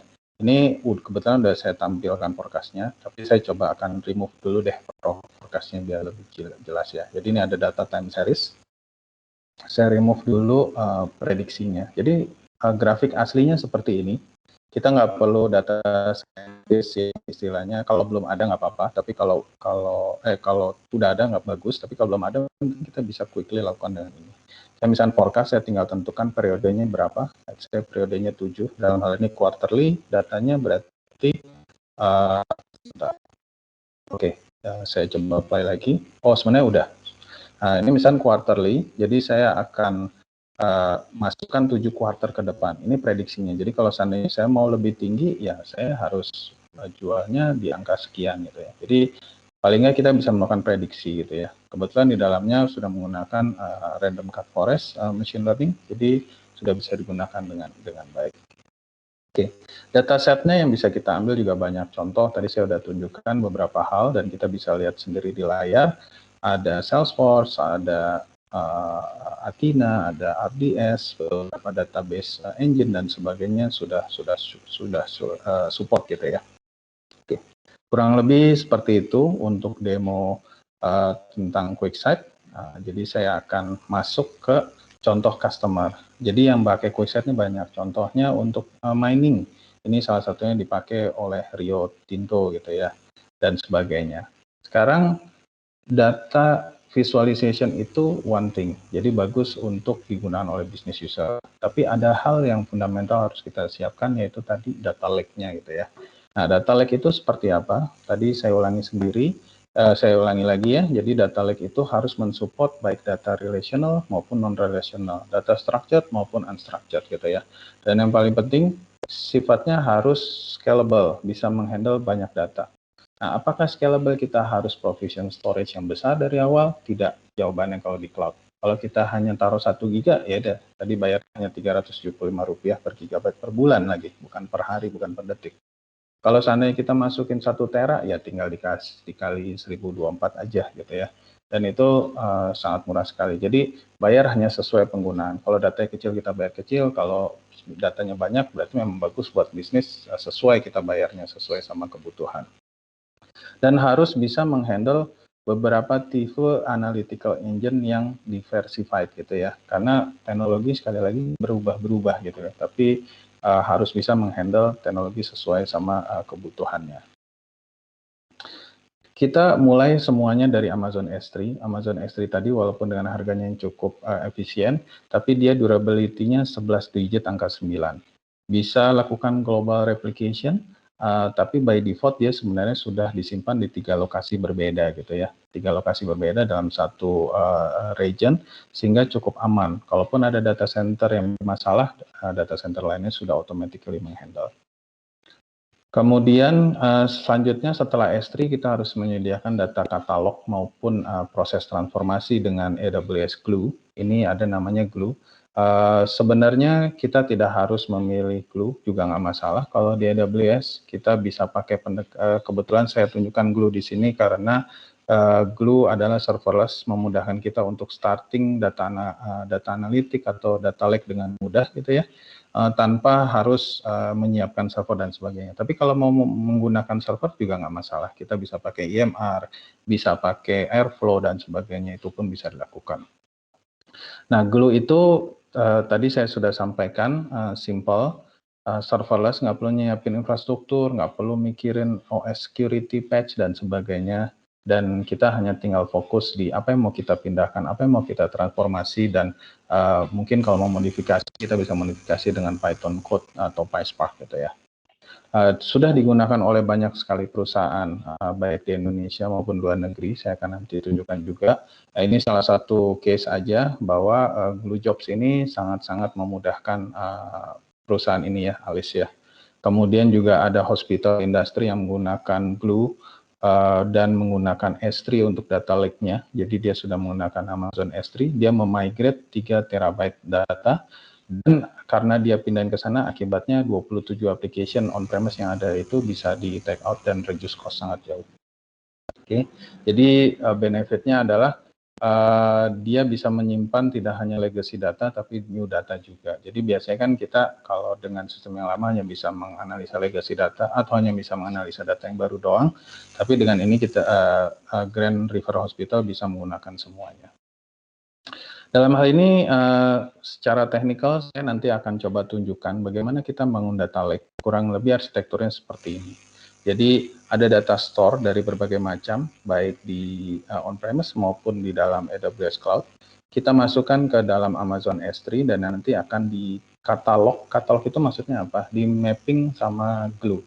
Ini isinya datanya apa, skemanya seperti apa, sehingga nanti bisa digunakan baik itu untuk data warehouse atau digunakan oleh big data, atau bisa digunakan oleh ad hoc query dan machine learning sebagainya. Dan yang terakhir tujuannya biar bisa ditampilkan visualisasinya dengan BI tools. Caranya mudah, cukup 3 cara aja. Sebenarnya step ketiga saya udah tunjukkan tadi demonya. Jadi sebenarnya sekarang saya hanya tunjukkan demo di step pertama sama kedua, yaitu masukin datanya ke dalam data lake storage, formatnya anything, yang open format ya. Jadi ini AWS itu sangat menganut open format. Kita tidak pengen yang vendor login. Jadi formatnya kayak CSV, ORC, Avro, Parquet, JSON dan sebagainya. Kemudian terakhir, setelah kita masukkan datanya dan kita katalog, kita langsung bisa query dengan SQL dengan hanya beberapa menit saja. Ini saya ambil contoh ya. Saya punya data file CSV, tapi saya tampilkan Excel biar kelihatan dengan mudah. Jadi ini tabular, datanya cukup banyak, ada 1000-an row kalau nggak salah ya. Jadi ini CSV file, marketing data. Nah, saya masukkan file ini ke konsol lagi gitu ya. Sebenarnya tidak harus masuk konsol, kita juga bisa pakai automation CI/CD. Kalau yang sudah familiar dengan DevOps gitu ya, kita bisa gunakan dengan automation tanpa harus masuk ke konsol. Kemudian saya masukkan data. Pertama saya bikin bucket, kebetulan saya sudah menyiapkan bucket namanya data lake gitu ya. Saya akan upload file yang tadi, CSV file. Sebelumnya saya siapin folder dulu supaya lebih rapih lah ya. Lebih rapi biar nanti pada saat orang lain melihat itu bisa lebih gampang dimengerti.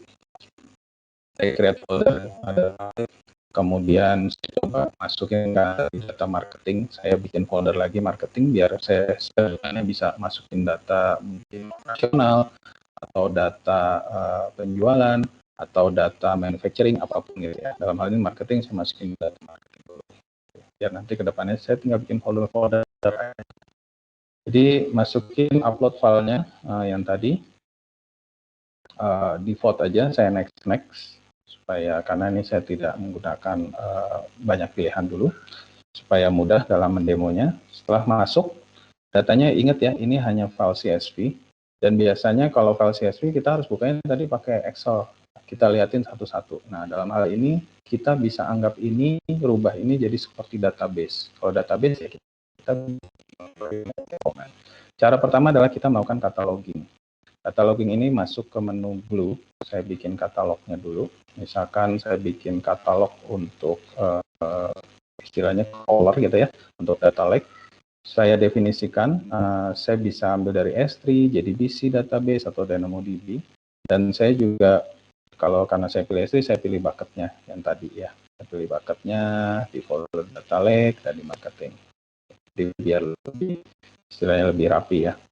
Nah, kemudian saya tinggal tanpa ada tambahan data store lagi. Security adalah job zero di AWS, jadi kita nggak bisa semua orang bisa akses, jadi saya harus pilih route tertentu yang punya akses. Kemudian saya pilih mau run on demand atau mau berdasarkan schedule tadi. Habis itu saya buat katalog, jadi walaupun itu datanya file, seolah-olah ini jadi database. Jadi saya bikin database baru, misalkan data lake DB. Saya tinggal next dan finish. Oke. Kita bisa run now atau kita bisa pilih di sini. Kita lakukan call, kita tunggu beberapa saat. Biasanya sih kurang lebih 1 menit. Kita tunggu sebentar ya. Oke. Nah, ini sepertinya sudah selesai gitu ya. Nah, sudah completed. Begitu completed, kita bisa lihat, kita review. Oh, ternyata ada satu tabel yang ditambahkan ke dalam database kita. Padahal tadi kita tahu ya bahwa itu tadi bukan database, tapi hanya file biasa. Dan padahal di sini dia juga tahu ini CSV dan dia bisa melakukan auto discovery. Oh, ternyata di dalamnya ada data date, ada new visitor dan sebagainya. Jadi dia bisa ngelihat headernya gitu ya. Nah, untuk query-nya seperti apa? Saya tinggal buka Athena. Kita tunggu sebentar, ya saya lihat ya sudah terbuka di sini. Dan saya tinggal menunjuk saya mau query database apa. Kebetulan saya mau query data lake DB, saya review dulu tabelnya. Ya. Jadi seperti kita melihat query database aja. Kalau tadi kan kita visualisasi udah jadi grafik, tapi sebenarnya the background kita harus menyiapkan data ini. Kita bisa count, tadi kurang lebih sekitar 1061, atau kita bisa melakukan more complex query, dan ini bisa data mulai dari yang kecil hanya 10 giga, 1 giga, kayak ini hanya sekian kilo, atau sampai data petabyte scale, nggak masalah. This is quite scalable gitu ya. Dan yang menarik, ini semua tanpa saya harus siapin server, dan kalau saya nggak query, saya nggak perlu bayar.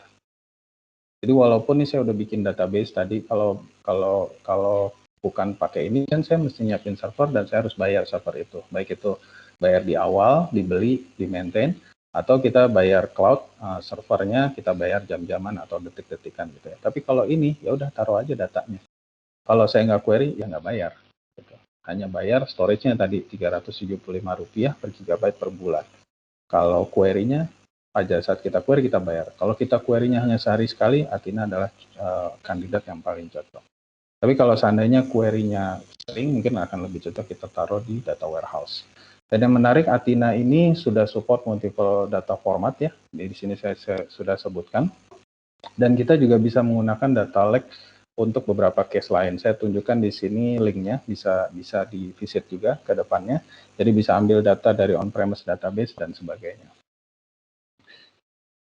Di sini ada beberapa customer, bahkan perusahaan yang cukup besar, konsepnya pun sama seperti tadi. Jadi tidak hanya yang kecil, yang tadi saya hanya file CSV kecil sekali, sampai perusahaan yang besar sekali kayak Nasdaq. Jadi Nasdaq itu, ya tahu ya, ini kayak BEJ, tapi BEJ-nya di United States, hanya untuk perusahaan teknologi. Dia menggunakan S3 Data Lake, dia sudah menggunakan Redshift dan sebagainya untuk interaktif query gitu ya. Arsitekturnya seperti ini, jadi semua ujung-ujungnya masuk ke S3 dulu, dan besar datanya ini 4,8 miliar row per hari. Dan ini tetap menggunakan S3 juga. Nah, kalau kita bingung tadi klik-klik dengan apa istilahnya, bingung untuk mengikutinya, sebenarnya kita di AWS ada sistem namanya lake formation ya. Jadi untuk memudahkan customer kalau building data lake, karena building data lake itu tahapannya mulai dari setup storage-nya, move datanya, cleansing, configure security dan compliance, dan terakhir baru dipakai untuk analitik. Oke, nah, ada tools yang namanya lake formation, ini bisa digunakan bantu kita mengkonfigure glue-nya, blueprint-nya untuk ngambil data dari database operasional kayak SQL Server, Oracle, dan sebagainya gitu ya.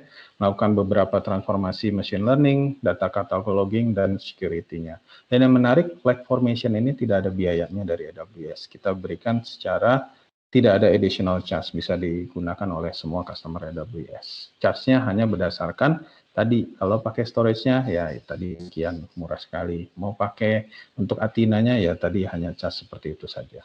Oke. Nah, selanjutnya untuk query-query yang sering kita bisa menggunakan data warehouse. Jadi data warehouse di AWS, jadi konsep data warehouse ini bukan berarti kalau kita membuat data warehouse harus pakai service ini, Redshift. Tidak selalu jawabannya. Jadi yang tadi guidance-nya adalah kalau data warehouse-nya jarang diakses, sebenarnya S3 sudah menjadi data warehouse. Tapi kalau data warehouse-nya sering sekali diakses, di query mungkin 1 menit sekali atau 5 menit sekali, itu baru masukin ke sini. Oleh sebab itu kita perlu sistem yang powerful, yang namanya Redshift. Redshift ini masih paralel columnar architecture gitu ya, compliant terhadap SQL, open system. Kenapa? Karena in the background dia sebenarnya Postgre gitu ya. Dan yang menarik dia bisa berkomunikasi dengan S3, baik itu untuk backup data maupun untuk query data gitu ya. Jadi kalau datanya dimasukkan ke dalam Redshift masih kurang, kita bisa join tabel yang ada di dalam Redshift dengan tabel yang ada di dalam S3. Dan yang menarik, ini perkembangannya cukup pesat sekali. Bahkan di 18 bulan terakhir saja sudah ada 200 lebih teknologi baru gitu ya. Mulai dari auto analyze, automatic table distribution, compression, elastic resize. Elastic resize itu jadi kalau di cloud itu kita bisa bikin, kebetulan nih saya end of month, saya butuh reporting yang kencang. Ya udah saya gedein dulu server saya atau Redshift saya lebih besar dari biasanya. Terus nanti selesai reporting saya akan kecilin lagi. Jadi saya hanya bayar mahal pada saat bikin reporting. Dan itu pun mungkin hanya 1 hari saja, mungkin nggak nyampe, hanya pada saat malam di bulan terakhir doang gitu ya.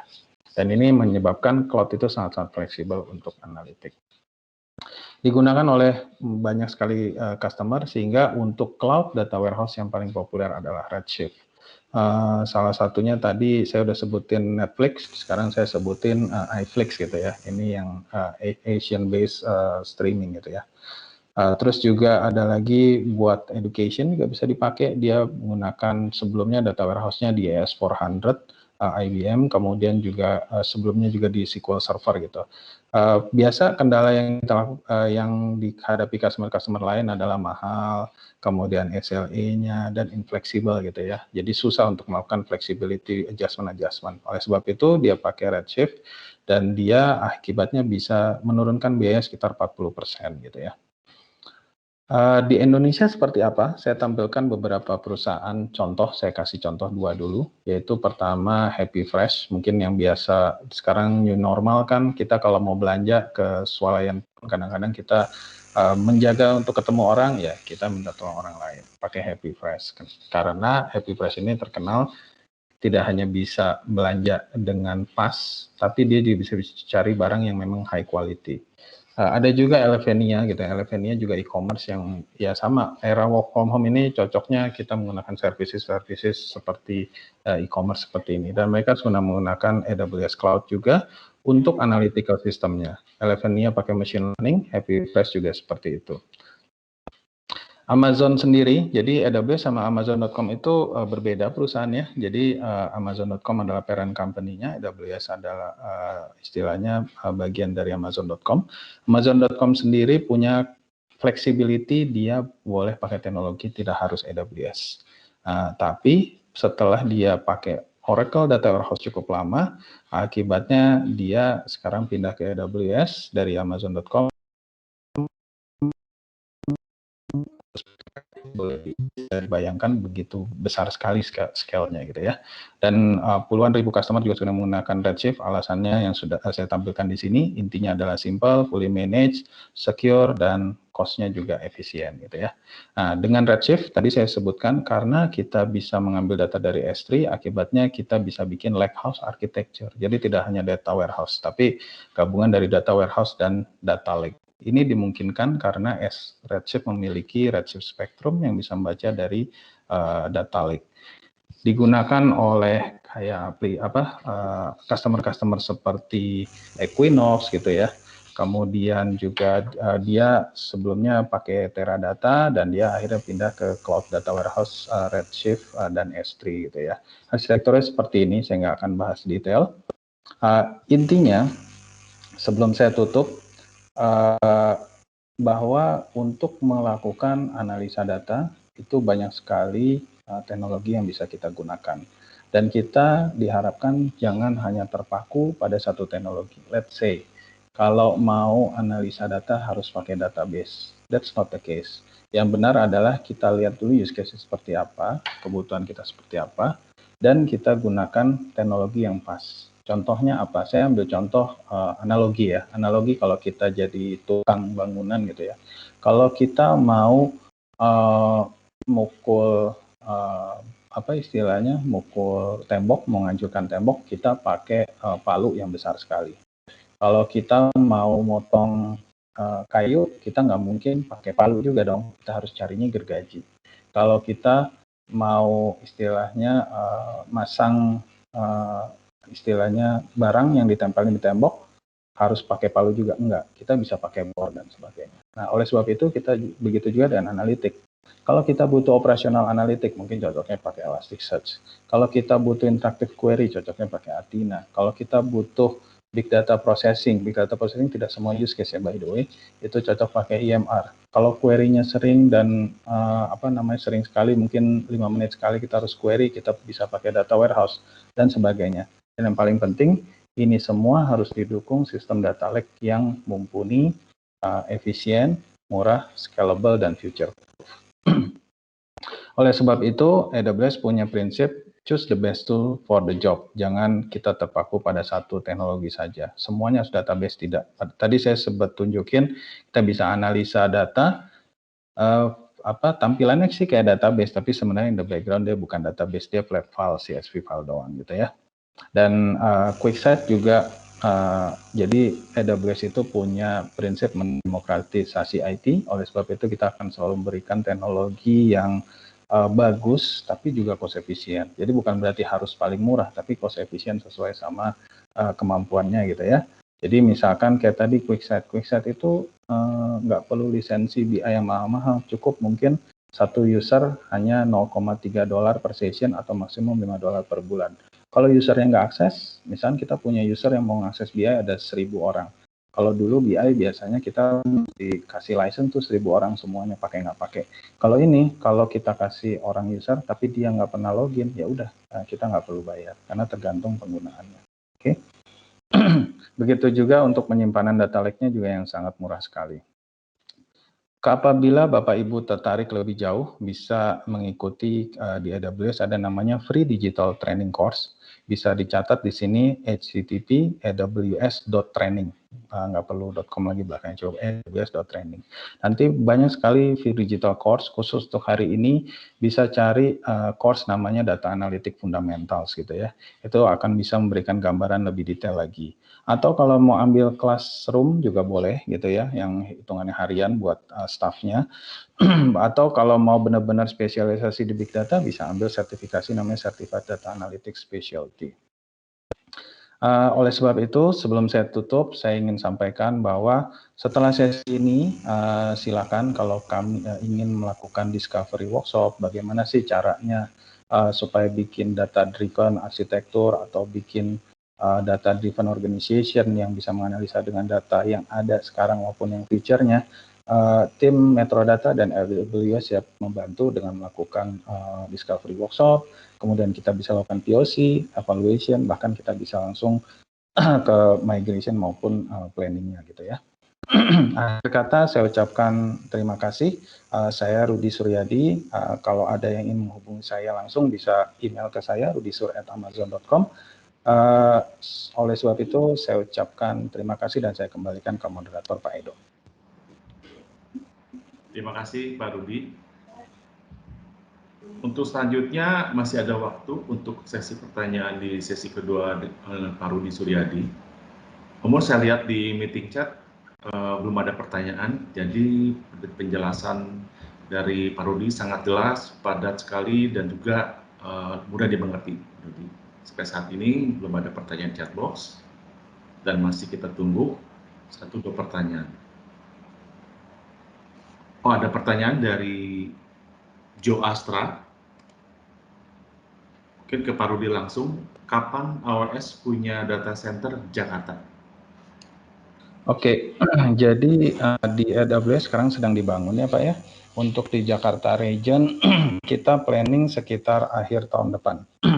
Dan sorry, jadi ini saya tadi ngomong kepanjangan belum minum.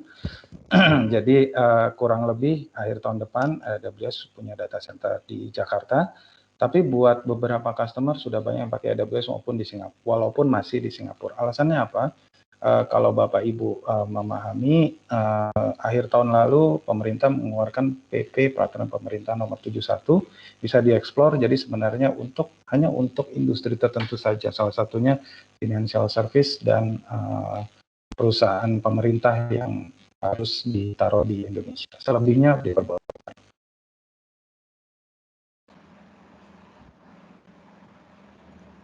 Oke, kita masih menunggu 2 pertanyaan lagi untuk diajukan ke Pak Rudi.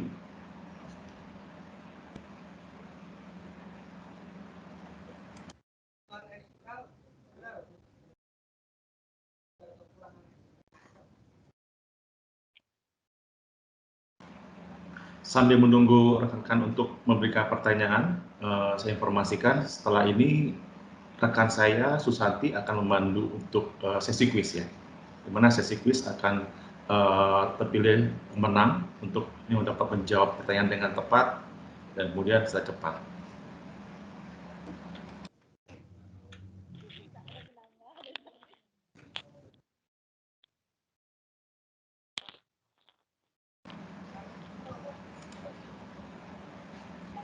Dari Pak Wahyu Eko, Pak Rudi, berarti untuk data center saat ini di Indonesia belum ada ya? Iya, betul. Saat ini terdekat region AWS ada di Singapura.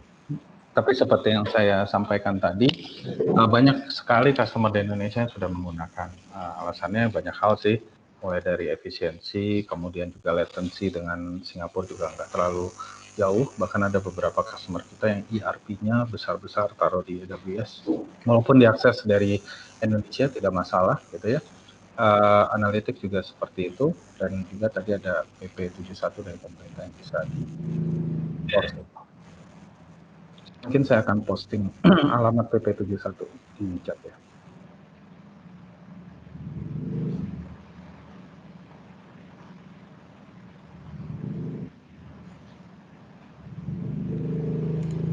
Ada lagi Pak Rudi dari Pak Joni yang kalau ingin tahu price card yang lengkap bisa lihat di mana? Price card, oke, menarik sekali. Jadi kalau di cloud itu pricing tidak ada yang istilahnya harus nanya ke orang AWS. Semuanya terbuka untuk publik. Mungkin saya akan tunjukin aja kali ya, demo kan gimana sih cari pricing di AWS gitu ya. Coba saya share screen dulu. Nah, caranya kita kalau mau misalkan pricing S3, kita cukup cari AWS S3 pricing. Nah, begitu lihat, biasanya kita tinggal buka. Oke. Jadi setelah buka ada yang bahasa Indonesianya. Kalau saya sih ya boleh pilih bahasa Indonesia, boleh bahasa Inggris gitu ya.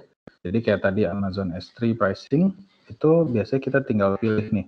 Pertama regionnya dulu di data center AWS yang mana gitu ya. Misalnya saya pilih region Singapura. Dari sini ketahuan harganya. Yang tadi saya sebutkan sekian gigabyte, ini harga per bulan di sini dibilang. Kalau kita mau lihat yang lain, misalkan AWS EC2 ini virtual machine-nya, kita cukup AWS EC2 pricing. Ini juga udah ada, tinggal diklik. Jadi pakai kunci tadi aja Pak, AWS, nama services-nya pricing gitu ya. Terus dari sini kita tinggal pilih on demand dan sebagainya. Yang paling utama adalah pada saat pilih region-nya. Ini cara pertama untuk melihat price card-nya. Tapi ada yang menarik, AWS itu menyediakan kalkulator. Jadi kalau buat budgeting, kita bisa lakukan namanya simple monthly calculator. Oke. Nah, simple monthly calculator, jadi ini gampang sekali. Kita tinggal pilih region-nya, Singapura. Habis itu kita tinggal mau service apa. Kalau kita mau bikin VM, kita taruh di sini jenis VM-nya apa. Di sini ada pilihan jenisnya berdasarkan CPU memorinya, operating system-nya apa. Nah, nanti terakhir setelah kita pilih gitu ya, nanti di sebelah kanan ada estimasi billing-nya. Jadi ini cukup memudahkan customer sih. Kalau ada kebingungan, setelah bikin sendiri masih bingung, baru boleh bisa diskusi ke tim AWS atau ke Metrodata.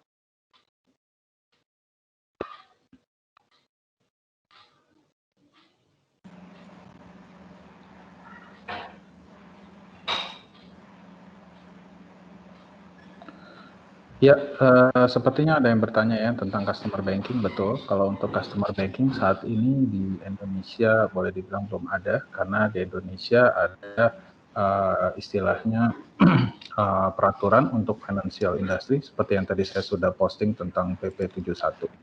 Tapi untuk yang non-financial industry itu sudah banyak sekali.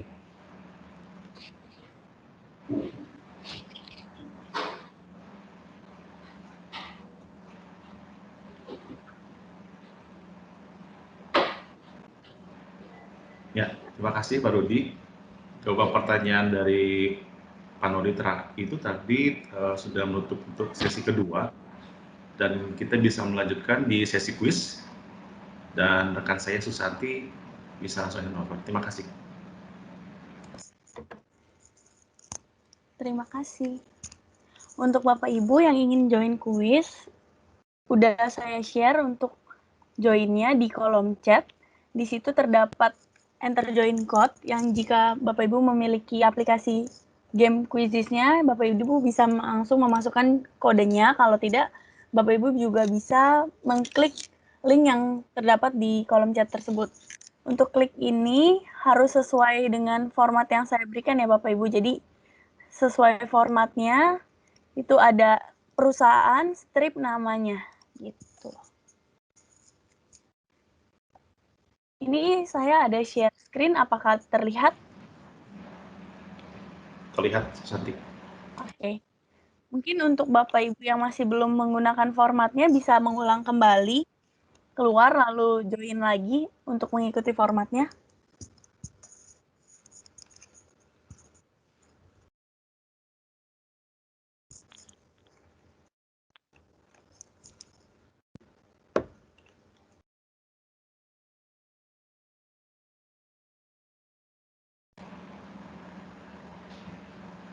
Boleh untuk Bapak Effendi, boleh diulang lagi Bapak untuk formatnya. Kuis ini akan mendapatkan 3 hadiah bagi juara 1, 2, dan 3. Juara pertama akan mendapatkan voucher OVO berupa 500.000, juara kedua akan mendapatkan voucher OVO sebesar 300.000, dan juara 3 akan mendapatkan voucher OVO sebesar 200.000. Jadi untuk formatnya harus dibuat sesuai dengan yang tertera ya Bapak Ibu, soalnya kalau tidak akan diberikan ke bawahnya gitu. Jika rank juara satunya tidak sesuai format. Saat ini sudah 38 peserta yang ikut.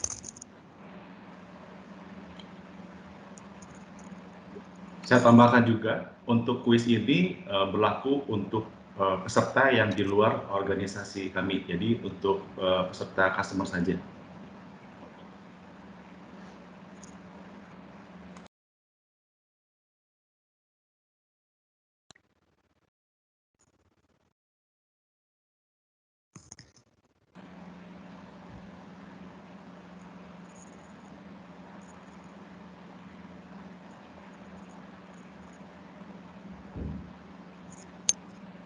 Mungkin saya tunggu 2 menit lagi yang mau join. Di 11.45 kita mulai untuk kuisnya.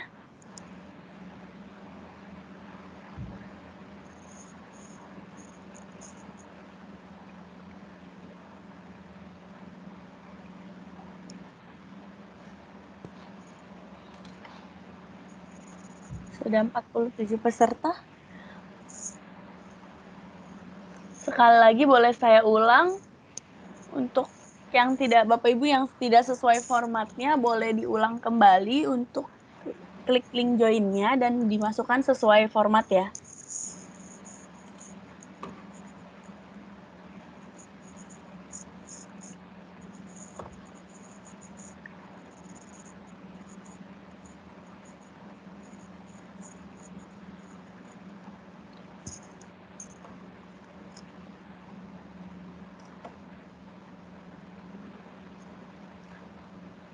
Sebelum dimulai kuisnya, saya informasikan kembali untuk kuis ini dan untuk hadiah untuk pemenang itu hanya berlaku di luar organisasi Metrodata dan Mitra Integrasi. Yang saya sampaikan kembali. Terima kasih.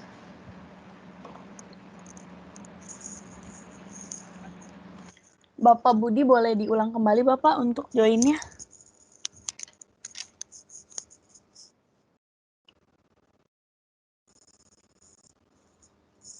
Oke. Mungkin sudah boleh kita mulai untuk kuisnya. Kita start sekarang karena sudah 57 peserta. Bagi Bapak Ibu yang masih ingin join masih bisa walaupun gamenya sudah dimulai gitu. Kita mulai sekarang.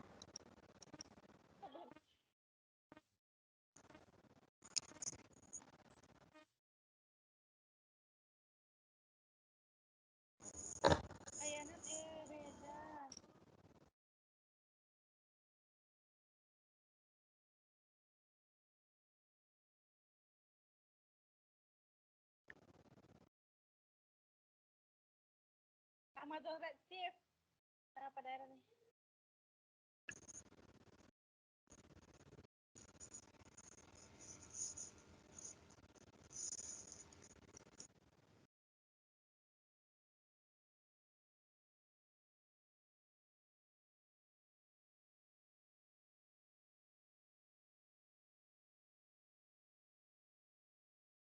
Migration ya, kalau yang ada weh.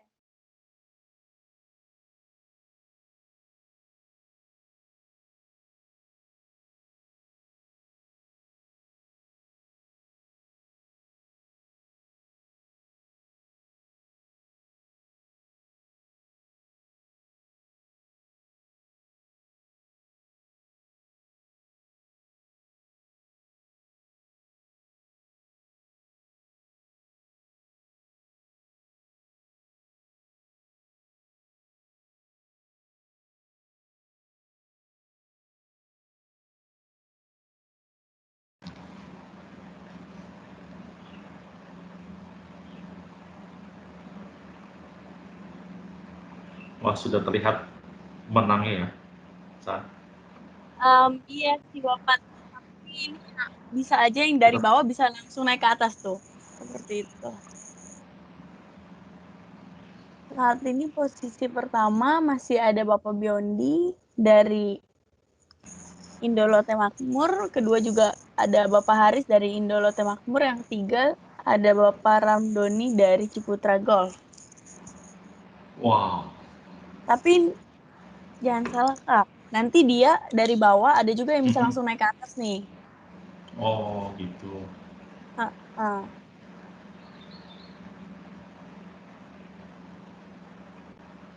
Berarti ini tunggu sampai waktunya selesai dulu ya, baru hasil yang akhirnya keluar ya. Mungkin jika udah banyak banget yang ngisi dan udah hampir semuanya selesai, mungkin kita kasih waktu 2 menit lagi untuk mengerjakan, karena soalnya hanya 7 soal ya pertanyaannya. Seharusnya kurang lebih 2 menit lagi sudah bisa kita end dan kita lihat pemenangnya. Nah, posisi pertama sudah digantikan oleh Bapak Nodi dari Infocom.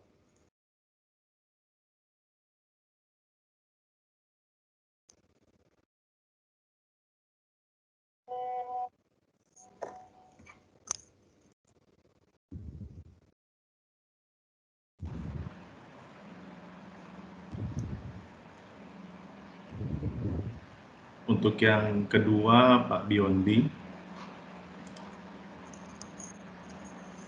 Posisi yang ketiga masih ada Bapak Haris. Pak Haris. Oke, coba kita lihat. Udah banyak juga yang selesai. Itu ya, Kurang Pak Nodi. lebih. Mungkin bagi Bapak Ibu yang sudah selesai, bisa mengisi feedback form yang tertera di kolom chat yang telah di-share oleh teman saya, oleh Violen Brigita.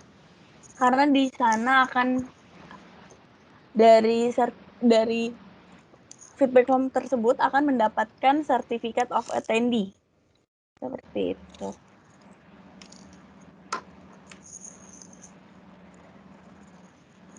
Mungkin kita sudah aja karena nggak ada lagi yang naik dan tidak ada pergerakan lagi.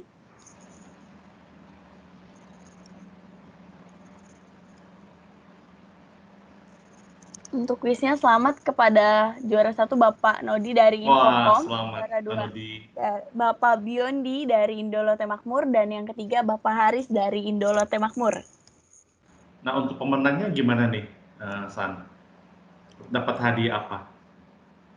Untuk pemenangnya nih, seperti yang saya sudah jelaskan tadi, juara 1 mendapatkan voucher OVO sebesar 500.000, juara 2 mendapatkan voucher OVO sebesar 300.000, dan juara 3 akan mendapatkan voucher OVO sebesar 200.000. Seperti itu. Bagi Bapak Ibu yang menang ini, kalau bisa juga mengisi feedback form agar datanya dapat dikoordinasikan melalui feedback form tersebut, serta mencantumkan nomor yang tertera jelas dengan nomor OVO-nya, seperti itu.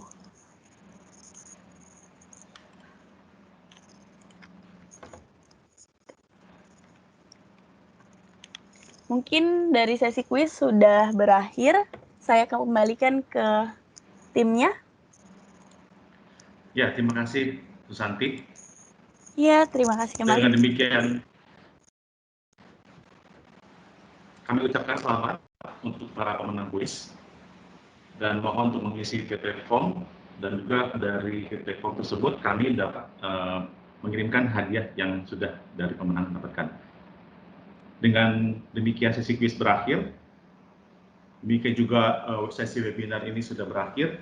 Terima kasih atas waktu dan atensi Bapak dan Ibu di dalam acara hari ini. Kiranya informasi yang disampaikan bermanfaat bagi Bapak dan Ibu sekalian. Dan kami mohon maaf keterbatasan waktu. Mungkin tidak semua pertanyaan dapat kami jawab di sesi hari ini. Untuk itu kami akan menghubungi Bapak dan Ibu kembali terkait pertanyaan yang mungkin sudah disampaikan. Terakhir, kami mohon kesediaan Bapak Ibu diulangi kembali untuk mengisi feedback form. Dan sekali lagi untuk segala kritik saran kami terima. Terima kasih, sehat selalu dan sampai jumpa di event selanjutnya.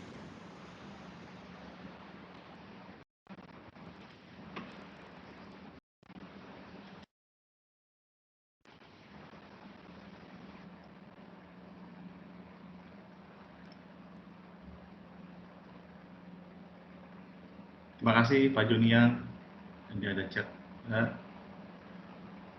Terima kasih semua.